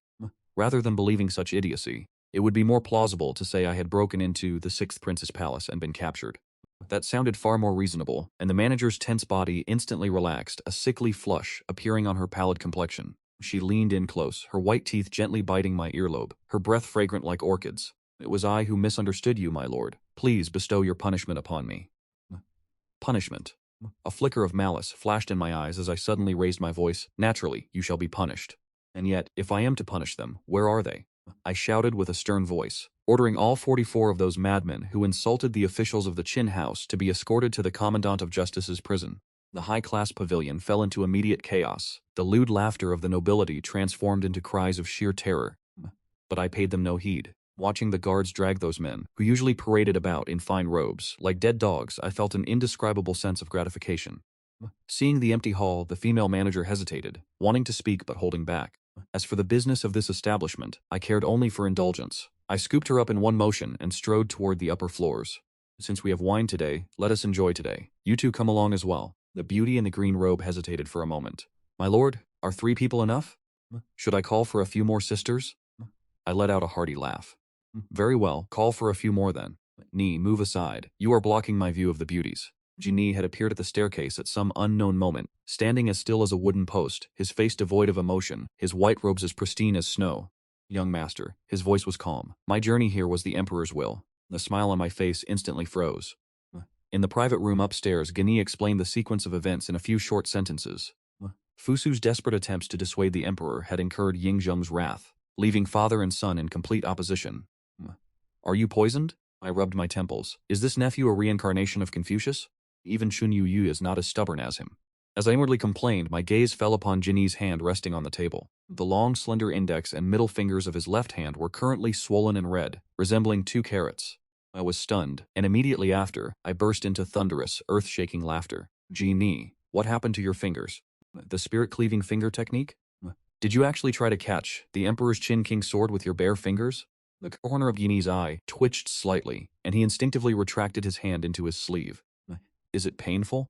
I laughed until tears streamed down my face. I only told you the story of Lu Xiaofeng. Did you actually believe it was real? That is the Qin King sword. Did you think it was a pair of chopsticks? Jinni remained silent for a long time, his hand slowly resting on the hilt of his sword, his voice somber. By the young master's words, this spirit-cleaving finger does not exist in this world then? It is merely a work of fiction. Novels, do you understand? I slapped my thigh in excitement. If someone could truly catch a divine weapon between 2 fingers, wouldn't that make them an immortal? So that is how it is. A spear 3 feet long was drawn, emitting a chilling aura that froze the surrounding air. Jinni, what are you doing? I wiped the smile from my face, suddenly feeling a chill run down my spine. Ni has not exchanged blows with you for a long time, young master. If the legend of catching a sword with 2 fingers is false, then please experience my 100-step flying sword. Hey, Jinni, are you actually serious? Save me. Another bizarre incident has occurred in the capital of Xianyang. Countless commoners swore that in broad daylight, they saw 2 ghost-like figures chasing each other across the rooftops at the speed of lightning. Meanwhile, the prison of the Tingwei Manor was enduring its most grueling day yet. 44 influential nobles were crammed into the cells, filling them to capacity. The sound of wailing echoed incessantly. The jailers stared at each other in bewilderment, watching the cells that had just been emptied now packed full once again. They could only conclude that this world was becoming increasingly incomprehensible. Inside the Tingwei Manor, the subordinates looked at one another with trepidation. The Tingwei was currently furious due to the overcrowding of prisoners. Reporting at this moment would be akin to courting disaster, yet failing to report would mean incurring the wrath of Lord Quinyang. After much hesitation, they gritted their teeth and made their decision. At the same time, outside the Zhongtai Palace, Li Si felt as though he were burning with anxiety, pacing restlessly. His Majesty and the eldest prince had been in a secret consultation for 2 hours, yet no summons had been issued. The Zhongtai Palace was stiflingly quiet. Aside from the occasional rustle of bamboo slips, only Ying Fusu remained, kneeling as still as a statue. His knees ached to the marrow, yet he bit his lip, refusing to utter a single sound. 1 tea break passed, then 1 incense stick, then a second. The vermilion brush in Ying Zheng's hand paused, a flash of icy coldness crossing his eyes.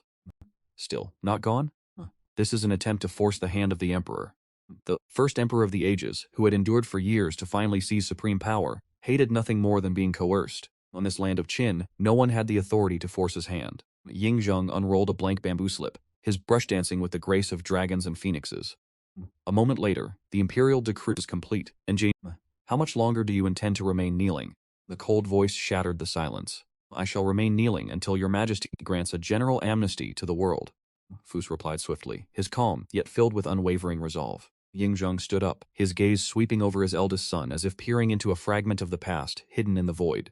Years ago, when I confined the Empress Dowager to Yongs, 16 high-ranking officials risked their lives to remonstrate with me, citing filial piety. I executed one, yet took their place, foolishly believing that the law could not punish the masses. And what was the outcome? He stepped before Fusu, his voice dropping to a terrifying low register. I executed every single one of those 16 men. I intended to let the world know the nature of my resolve.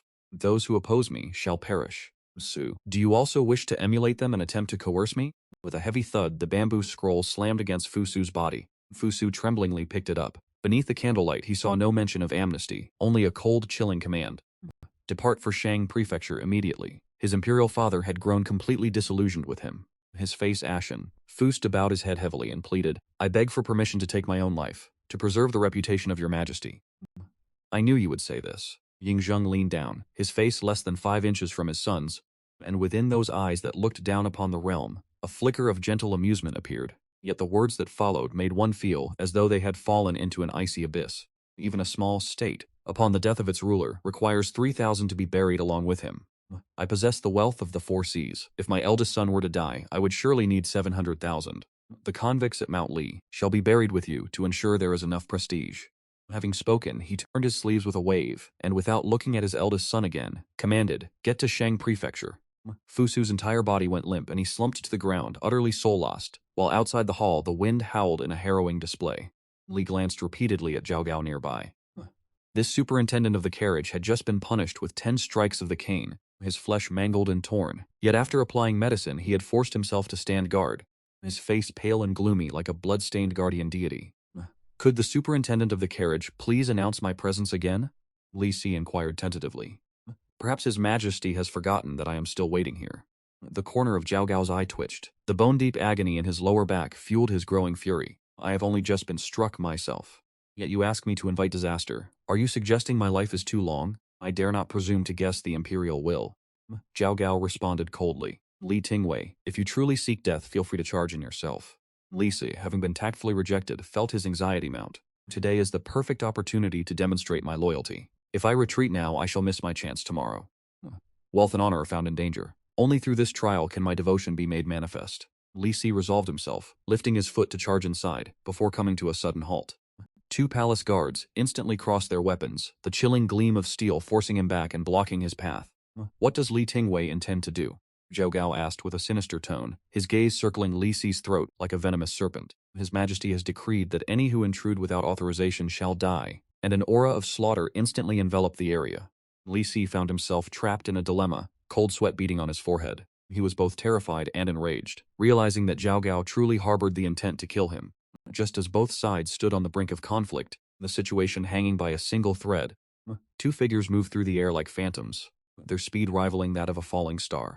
We descended directly before the Zhangtai Palace, Jie Ni in robes as white as snow, while I, wearing a face veil, appeared no different from an assassin. The palace guards were greatly alarmed, their bronze spears instantly forming a triple-layered kill formation, with their tips pointed directly at us. I did not spare them even a single glance. My eyes swept over Li Si, who stood stunned to the side, and seeing his knees tremble as if he sought a moment to act, I could not help but sneer in my heart. Immediately thereafter, my gaze met Zhao Gao's. Zhao Gao remained expressionless, offering only a nod so subtle it was barely perceptible. Then a thunderous command to stand down echoed out. The sound of weapons being sheathed rang out in unison, and the ironclad wall that had not yielded a single step to Li Si now parted like the receding tide, clearing a wide path before us. Under Li Si's stunned, thunderstruck gaze, Gani and I walked calmly and brazenly into the Zhangtai Palace, a sanctuary he could not enter no matter how he begged. From behind, Li Si's roar of indignation echoed through the air. Zhao Gao, on what grounds is this masked individual permitted entry? Yet I am denied? Zhao Gao did not deign to look at him, keeping his gaze cold and fixed ahead, his voice laced with a hint of mockery. Li Tingwei, if you have questions, you might as well stand here and wait. When His Majesty wishes to see you, you will naturally be summoned. Li trembled, yet he could only stand helplessly as he watched those deep crimson doors, slowly closing behind us, severing him from the very center of power. Inside the Zhangtai Palace, I had barely removed my face veil. When I saw Prince Fusu holding a bamboo scroll in agony, his entire posture slumped, as if the very bones had been drained from his body. I glanced suspiciously at Genie. Hadn't this stoic swordsman just remarked that the eldest prince was in high spirits? Genie wore an equally bewildered expression, his hand resting on the hilt of his sword, as he instinctively stood guard at the palace entrance, his eyes darting between myself and Fusu. What is the eldest prince holding in his hand? Let your uncle have a look. Not waiting for him to react, I snatched it away, and the bamboo scroll fell into my hands. Uncle, you must not. Fusu's expression changed drastically, his voice cracking in terror. This was an edict written by the emperor himself. How could one be so reckless? Genie, standing by the door, felt his heart tighten. In the strictly regulated Qin palace, showing disrespect toward imperial authority was a path to certain death. Furthermore, the first emperor was in a state of absolute fury, and surely a mere glance would not cost anyone a piece of flesh. How stingy he was, I paid no mind to the horrified gazes of the two men. Opening the scroll and glancing over it, it was indeed an order of exile to the Shang commandery. I frowned. If this boy were truly to leave, would all the effort I spent these past few days attending court and lecturing on the intellects not go to waste? I carelessly tossed the scroll back to Fusu. Under his expression of utter terror, I chuckled and leaned in close to Ying Zheng's desk, my head nearly resting on his shoulder. Is my imperial brother busy? This scene left Prince Fusu completely petrified. In his heart, the emperor was a solemn, inviolable deity, a presence so formidable that even one's breathing had to be measured and cautious. Yet, this assassin uncle of mine was acting like a street urchin, practically climbing all over the emperor. You brat. What have you come here for? Ying Zheng did not look up, pushing my head away in disgust. Stay further away from me, you reek of perfume. Which den? His tone was dismissive, yet it betrayed an intimacy that was truly startling. Kaini silently turned away to face the wall in penance. He recalled how he had once suspected the young master of treasonous schemes. It seems now that these two brothers are so close they could share a pair of trousers. I must have been blind to ever think otherwise. I do not believe the imperial brother, with his harem of 1,000 beauties, would find the cosmetics here so beneath him, would he? I leaned away, shielding Fusu's line of sight, and lowered my voice with a wicked laugh. Imperial brother, have you been indulging too excessively lately? So much so that your body can no longer endure it. Nonsense. Every day I review a mountain of memorials. I have no time to dally in the harem. Ying Zheng scolded me with feigned irritation. Had his sword been at his side, he surely would have struck me with it. Watching the two of them whispering, Ying Fusu's entire worldview shattered on the spot. Was this really the tyrant who demanded blood at the slightest provocation? Imperial brother, the northern commandery is harsh, and my nephew is far too soft-hearted. I cannot rest easy knowing he has left, I said, taking the opportunity to thump my chest in assurance. Leave this matter to me. Allow me to set his mind straight. I have already spent 2 hours trying to persuade him, all to no avail. And how do you intend to handle it? Ying Zheng set down his brush, looking at me with a cryptic smile. In matters of state, you are my elder brother. In private matters, you are my younger brother. I chuckled dryly. You rascal, I was only joking, merely joking. No matter the time or circumstance, you shall always remain the elder brother. This statement clearly struck a chord with Ying Zheng. His expression softened, and he gestured toward the mountain of bamboo scrolls piled upon the desk. That will be up to you, but you must promise me one thing in return. Alarm bells began to ring within me. And what is that? I am spread too thin. You shall take half of these memorials off my hands. I leapt up as if I were a cat whose tail had been stepped upon. Is that something a person would ask of another? Are you trying to work your own brother to death? Ying Fusu stood agape, stunned. Sufu actually dared to refuse the emperor, and with such boldness, what madness was it? Ying Zheng grabbed hold of me. Lowering his voice, his tone took on the earnest concern of an older brother. You are approaching the age of maturity. If you do not marry now, when do you intend to? Imperial brother. Enough. The smile vanished from my face, my expression chilling as if I had become an entirely different person. If you continue this line of talk, I fear it will only damage the brotherhood between us. The atmosphere within the grand hall suddenly froze. Ying Zheng fell silent. The first emperor of the ages, who had swept through the 6 directions to unify the land, now gazed upon his younger brother with a flicker of rare, desperate pleading in his eyes. Chao, is that wager truly impossible to abandon? I offered a cold smirk, yet there was not a hint of mirth in my eyes. A matter involving one's life is not something one can simply cast aside at a whim. With those words, I took a step back, adjusted my robes, and performed a flawless, respectful bow. Farewell, imperial brother.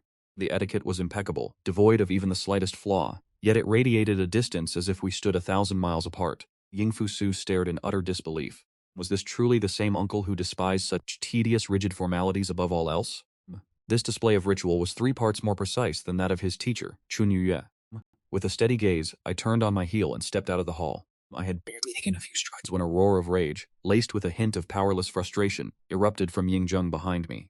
You rebellious son, if you do not leave at once with your uncle, I shall have these Lishan prisoners buried beneath the Dazheng Palace. Many thanks, imperial brother. My expression shifted as quickly as flipping a page. Only moments ago, my countenance had been cold as ice. In the blink of an eye, it morphed into the devious, mocking grin of a common rogue. I hastily pulled up my veil, fearing that in this volatile situation my identity might be uncovered. I grabbed the bewildered Ying Fusu, and noticing he was still clutching the scroll of the imperial exile decree, I snatched it from him and tossed it aside like refuse. Why carry around such useless garbage?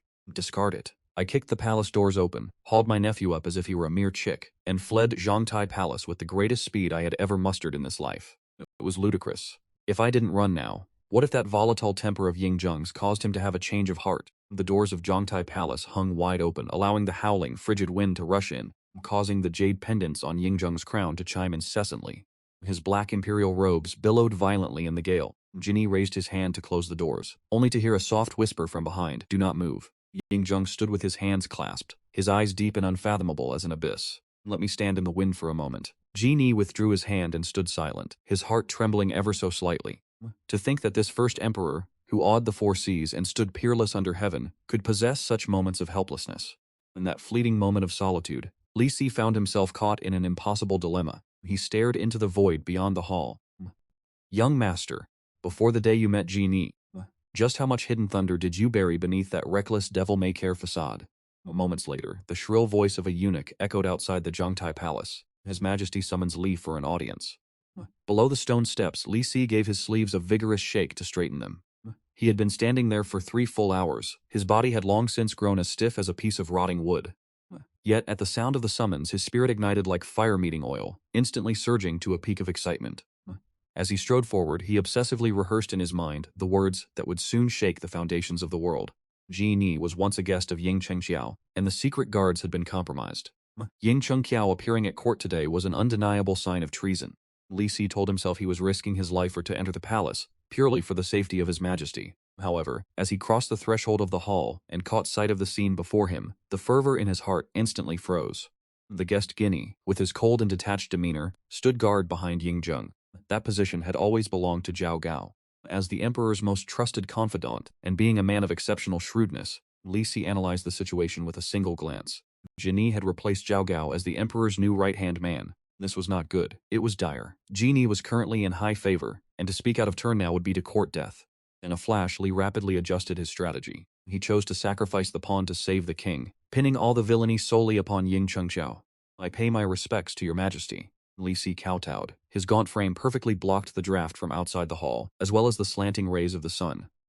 The interior of the hall remained as dim as ever, not a single beam of light touching his figure. "Li Si, take a seat." Ying Zheng's voice betrayed neither joy nor anger. "It has been difficult for you to wait so long. What is the matter that has you in such a hurry?" Within the great Zheng Palace, the servants had all retreated, and the oil lamp wicks crackled softly.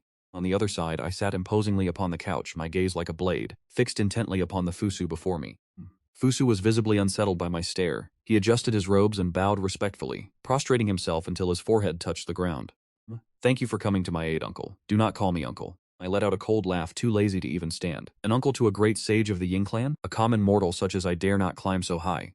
Fusu's expression shifted, and he lowered his head, whispering, "Fusu dares not claim to be a sage. So, you know you are not a sage?" My rage exploded instantly. I sprang up like a coiled spring and delivered a heavy slap to the back of his head. "If you are not a sage, why I meticulously schemed to keep you here in Xianyang, yet you insist on repeatedly testing your imperial father's patience. Are you truly so weary of living? How incredibly narrow-minded you are." Smack! A few more heavy slaps followed.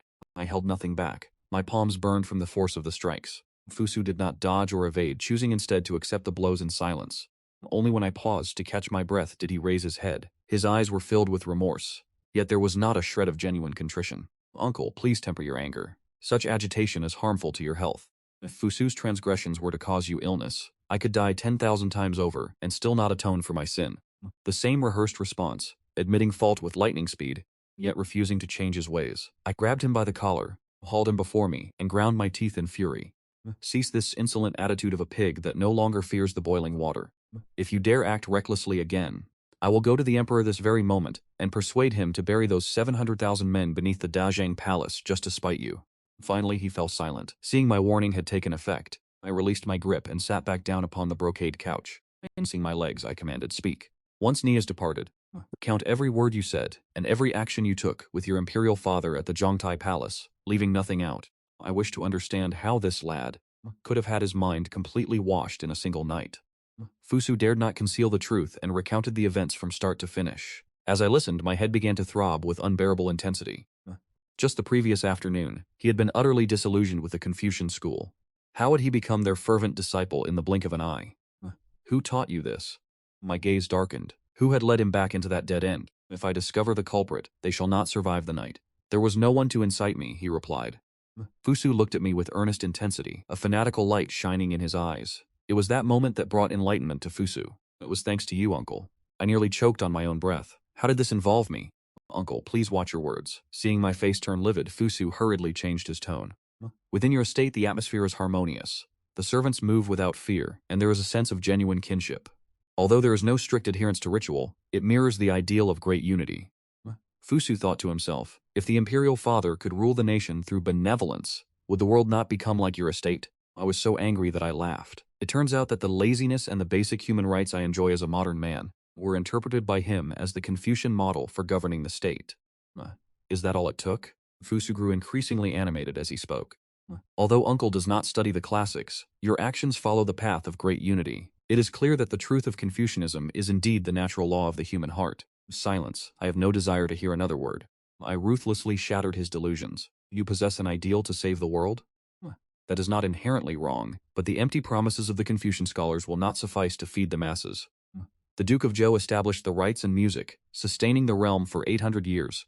Have you seen such a thing with your own eyes? I suddenly stepped closer, staring intently into his eyes.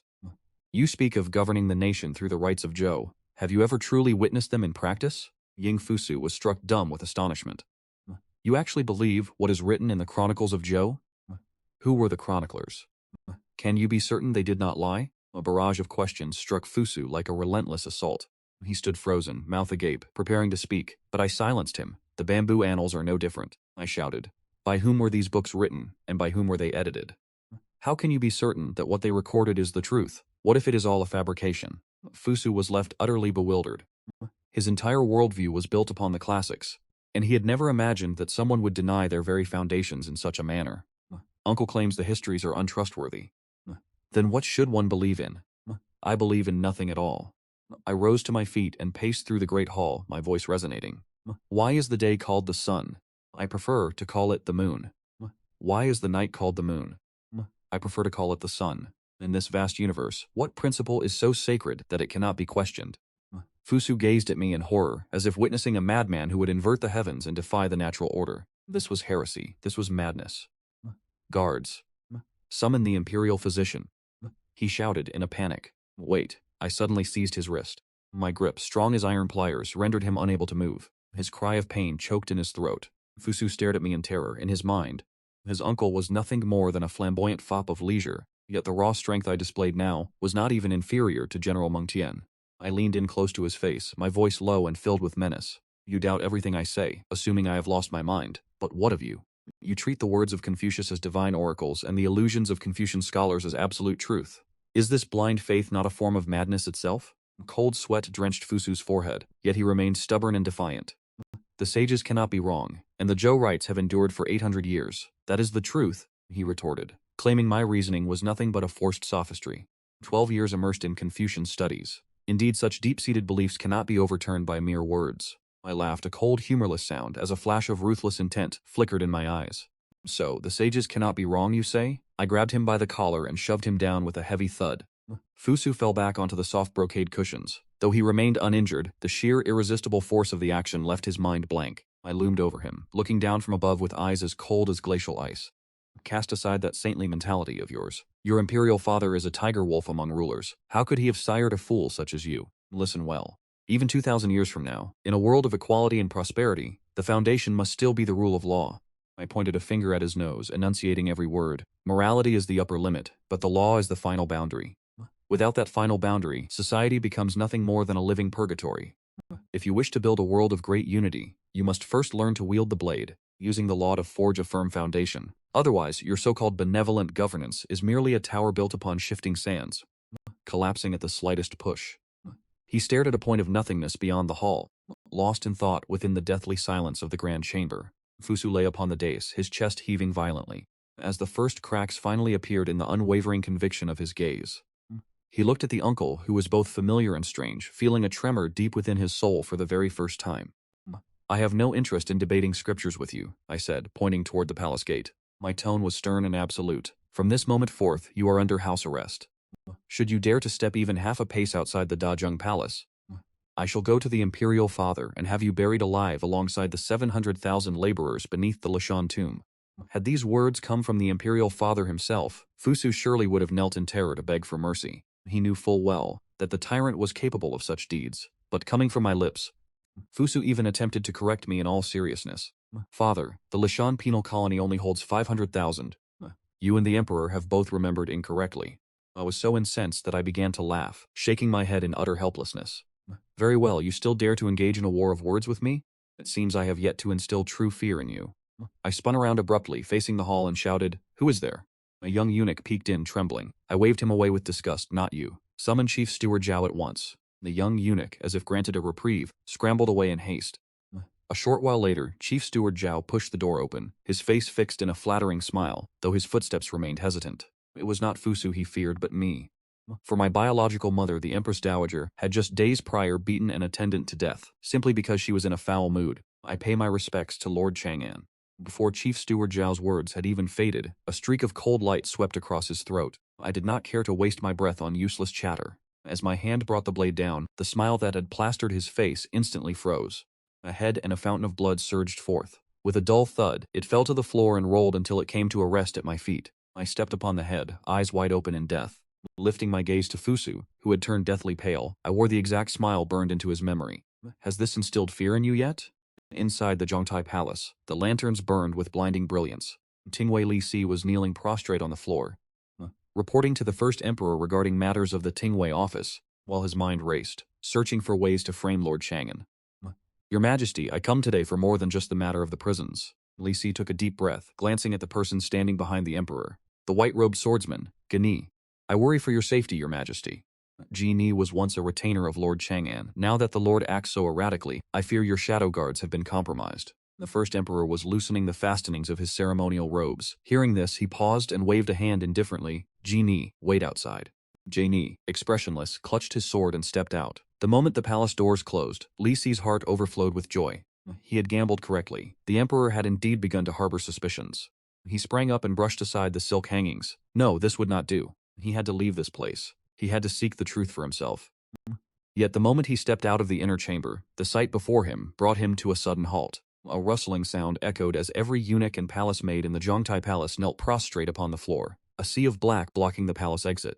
Young Master Chang, you cannot step outside. Lord Chang'an has issued a decree. If you take even one step out of the Dazhong Palace, we servants shall meet the same fate as Chief Steward Zhao. We would all be decapitated. I beg you, young master, have mercy. We do not wish to die. Cries of despair echoed throughout the hall as the servants kowtowed incessantly, the dull thud of their foreheads striking the floor resonating in the air. Fusu stood frozen, his eyes bloodshot and his chest heaving violently, gripped by a mixture of incandescent rage and profound grief. Father, how can you be this cruel? Are you truly intent on breaking my spirit? He turned and slammed his fist into the bed frame. With a sharp crack, the structure of fine wood splintered under the force of his fury. Young master, please calm your anger. The servants trembled in terror, yet they remained rooted to the doorway, daring not to move an inch. Fusu gazed at their petrified faces, his fists clenched tight, until finally he released them in a gesture of utter defeat. If I leave, these people will not survive. I shall not go out. Fusu looked toward the heavens and let out a long, ragged sigh, his voice hoarse. Go and find someone to repair the bed. The servants reacted as if granted a reprieve from death, weeping with relief. They offered 1,000 thanks before scurrying away. Fusu slumped down beside the ruins of the bed, his hands clutching at his disheveled hair, appearing like a desperate beast trapped within a cage. Atop the glazed roof tiles of the Dazhong Palace, I held a blade of foxtail grass between my teeth, lying back comfortably with my legs crossed, watching through a gap in the loosened tiles. I observed every act of this chaotic drama unfolding within the hall, finding it truly preposterous. A dignified prince of the empire, yet held captive by the tears of mere servants. This situation is even more absurd than the householders of future generations. To be barred from leaving one's own home by the palace guards. I never intended to set you free. I spat out the blade of grass, shifted into a more relaxed position under the night sky, and let out a cold smirk toward the silhouette within the palace. My dear Tian'er, the one who truly imprisons you in this Dazhong Palace is not me, but your own disastrous benevolence. At the same moment, within the Scholars' Academy, Fusu slammed a precious copy of the Analects onto the table, a unique edition transcribed by the hand of Yan Hui himself, which now nearly shattered under the intensity of his rage. What on earth are you thinking? Fusu's eyes bulged with fury. He had offended His Majesty at court, and now in the evening he had sent men to cause trouble at the manor. Do you find your head sits too securely upon your shoulders today? Chun Yuye, wearing an expression of calm detachment, slowly unrolled a straw mat and laid out a set of ceramic teaware. Ignoring the other's fury, he gestured toward the seat opposite him with a silent invitation to sit. This act followed the ancient etiquette of Confucian scholars, causing the rage swelling in Fu Sheng's chest to suddenly stifle. He eventually removed his shoes, knelt, and took a sip of tea to temper his anger. Chan Yuye lifted the ceramic teapot, poured a cup of steaming water, and pushed it forward. Fu Sheng reached for the cup, intending to speak, but the searing heat against his fingertips caused him to recoil instinctively, and the tea nearly spilled. So, even you understand the sensation of pain? Chun Yuye offered a self-deprecating smile and poured a cup for himself, yet he held only the rim, feeling the scalding temperature. The current plight of our Confucian school is much like the water in this cup. It appears full, yet in reality anyone who touches it will surely be burned. Fu Sheng was taken aback. Brother Chunyu, what do you mean by this? Brother Fu, you concern yourself only with the classics, but have you ever looked up at the imperial court of Great Qin? Chun Yue's gaze suddenly sharpened, his low voice radiating a chilling aura. Duke Xiao of Qin employed Shang Yang, and 6 generations of Qin rulers have since followed the path of legalism.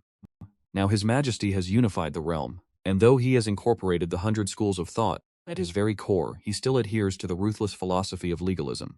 He extended his fingers, counting them off one by one. Li Si Yaojia Dun Ruo Meng Yi. These high-ranking ministers, who hold true executive power, is there a single one among them who is a disciple of Confucianism? The Court of Justice, the office of the Inner Archivist, those are the domains of the legalists. But Brother Chunyu, Fu Sheng argued, we Confucian scholars have dozens of doctors in the court. Empty. All of it is empty. Chunya interrupted him, a flicker of sorrow crossing his eyes. A doctor's salary of 600 shi is nothing more than a decoration for His Majesty to embellish an era of peace. We have the right to deliberate, but no actual authority. We are like the vases on this table. When His Majesty needs to adorn his image, he polishes us. When he has no need, he discards us like worn-out shoes. The glory of our Confucian school lies not in the present, but after His Majesty passes. It lies with the heir apparent, the second emperor. The heir apparent? Fu Sheng exclaimed, his teacup trembling violently. Chun Yue gazed into the distance, a smile of resolute confidence playing on his lips. He took a sip of the water, which was no longer scalding, as if savoring the future landscape of the Great Qin. His Majesty believes in legalism. It is etched into his very marrow. What does it matter if we yield to the legalists for this generation? We need only secure the position of the heir apparent. In a few decades, when the second emperor ascends, the Confucian school shall stand alone as the... Fu Sheng looked at the clone friend before him, at once familiar yet unsettlingly distant, and his heart churned with violent turbulence. While others scrambled with bloodied heads and broken limbs for the power and authority of the current age, Chun Yue had already begun plotting the destiny of generations to come, leaving the great hall plunged into a deathly silence. But why did his master frequently incite his disciples to clash with the legalists? Fu Sheng did not understand. He remembered when the Shang lands suffered a great drought, and the legalists advocated, per the Qin statutes, to incorporate the victims into the military, supporting the people through warfare. Yet only Chun Yuye stepped forward, engaging in high-minded discourse on benevolent governance and moral transformation, causing the Confucian scholars in the court to attack in a frenzy, as if they had been driven mad. Chun Yuye laughed, shook his head, and explained patiently. Firstly, to put His Majesty's mind at ease. Secondly, to soothe the Crown Prince. His Majesty is inherently suspicious. I lead the disputes, so that he may see the Confucian school seeks nothing more than empty reputation and academic vanity. Only when he holds us in contempt can we remain safe. As for the Crown Prince, his temperament is somewhat stubborn and extreme. If we Confucians were to merely nod and echo whatever is said at court, it would contradict the sages' teachings that we instill in him. He would surely lose all hope and cease to believe in Confucianism entirely. Fu Sheng suddenly realized the truth, but was then struck by a lingering, fearful question. Then, why just the other day, did Master allow the Crown Prince to confront His Majesty? Is that not simply courting death? Chun Yuye wore a bitter expression and let out a profound, weary sigh. That was not part of my design. The Crown Prince is even more of a purist Confucian scholar than I am. If not for his sudden unyielding impulse, why would I have risked angering the sleeping tiger, that is His Majesty today, for the sake of that Chang'an lord? He took a sip of tea with a hint of irritation and continued. The imperial decree to exile the Crown Prince was immutable. Yet today the Crown Prince sits beside that young man. This proves that the one who swayed His Majesty's resolve was none other than him. I spoke up in court to relieve him as an act of immediate necessity, only hoping he would acknowledge that gesture and spare the Crown Prince. As for this talk of studying some new edition of the Intellects, it is merely a stalling tactic, as long as young Master Zhang can be kept in Xianyang. What does it matter if there is outward compliance but inward opposition? But since Master has thwarted His Majesty's arrangements, is there no fear of the Emperor's retribution? His Majesty will not concern himself with such matters. Shen Yu waved his hand, his expression complex. His Majesty's actions today were intended to use that boy's foolish rhetoric to dismantle the noble image of Confucianism in the eyes of young Master Zhang. In his view, the goal has already been achieved, yet he has severely underestimated both young Master Zhang and the depth of Confucian learning. As long as young Master Zhang remains in Shanyang, you and I need only wait patiently for the spring breeze. The night in Shanyang was as cold as autumn water. The streets were devoid of life under the strict curfew. A waning moon hung low, shrouding the ancient city in a faint hazy mist. City garrisons patrolled in groups of 5, swords drawn, as an aura of killing intent flowed through the silent alleyways. Li Si was escorted back to his residence by his guards. Taiyan brought a cup of tea and quickly went to greet him. Upon seeing her husband covering his face with a black cloth, she could not help but laugh and tease. "My husband, you went to the palace for a visit. Why have you returned with such a mysterious air?" Li Si laughed in sheer anger, his voice dry and absurd. "Jae-jun, go fetch my conical hat." He rose abruptly. The original plan for a leave of absence had completely vanished into smoke. So many scions of noble families had been thrown into the dungeons. Even if the subordinates at the Tingwei mansion were granted 10 times the courage, they would not dare to handle this on their own. Taiyan was startled. "Husband, didn't His Majesty grant you 3 days of leave? In this state, what kind of leave can you take? The dungeons are already filled by that brat. How can I possibly enjoy any rest?" Lise took the conical hat and forcefully jammed it onto his head, hiding his swollen and unrecognizable face, his voice rasping through gritted teeth. "That boy has truly ruined me." Within the Chang'an Palace, the scent of medicinal herbs lingered faintly in the air. Strange, truly strange. The imperial physician, Xiao Wutuo, released my wrist, his brow furrowed as he muttered incessantly. "The pulse of the general of Chang'an is steady, and his blood energy is robust. I have practiced medicine for decades, yet I have never seen anyone steeped in such dark qi, only for their body to remain completely unscathed. In fact, as vigorous as an ox." I lounged indolently upon the soft couch, casting a glance at the righteous-looking old man and rolling my eyes in annoyance. "Old man Xia, stop trying to deceive me. If I am not ill, why did I sneeze all day yesterday? That signboard claiming you are a successor of the medical arts must be a fraud, or perhaps you have simply lost your touch." From the seat of honor, Mother, her hair adorned with a phoenix hairpin, offered a soft rebuke. Yet, when she turned to look at Xiao Wutuo, her expression was filled with gentleness. "You have been troubled, imperial physician." A maidservant nearby, highly perceptive, immediately presented a small gold nugget the size of a finger. Xiao Tuo did not refuse. He offered a bow of gratitude, took the gold and retreated. Once the outsiders had departed, I immediately dropped my facade and looked around with a look of disdain. "Mother, this dilapidated palace is far too small. It is suffocatingly cramped. You really should consider moving to the Changlei Palace that the Emperor has prepared for you. It is spacious. And if you are willing to marry, then let alone the Changlei Palace. Even if you wish to reside in your own manor, Mother will grant your wish." I immediately sat upright, my gaze instantly turning sinister. My eyes slowly sweeping over the palace servants attending in the hall, a cruel smile curling the corner of my mouth. If this topic continues, I fear those present here will not live to see tomorrow's sunrise. As these words left my lips, the atmosphere in the hall grew chillingly cold. Every eunuch and maid turned pale as a sheet, trembling uncontrollably. In their eyes, I was perhaps more terrifying than a demon crawled up from the depths of hell. After all, half a month ago, the newly arrived eunuch Zhang was executed, simply because he stepped through the door with his left foot first. The fountain of blood and the resentful glare in his eyes before he died still remain the nightmare of this palace. "All of you, leave," I waved my hand. My tone was arrogant, as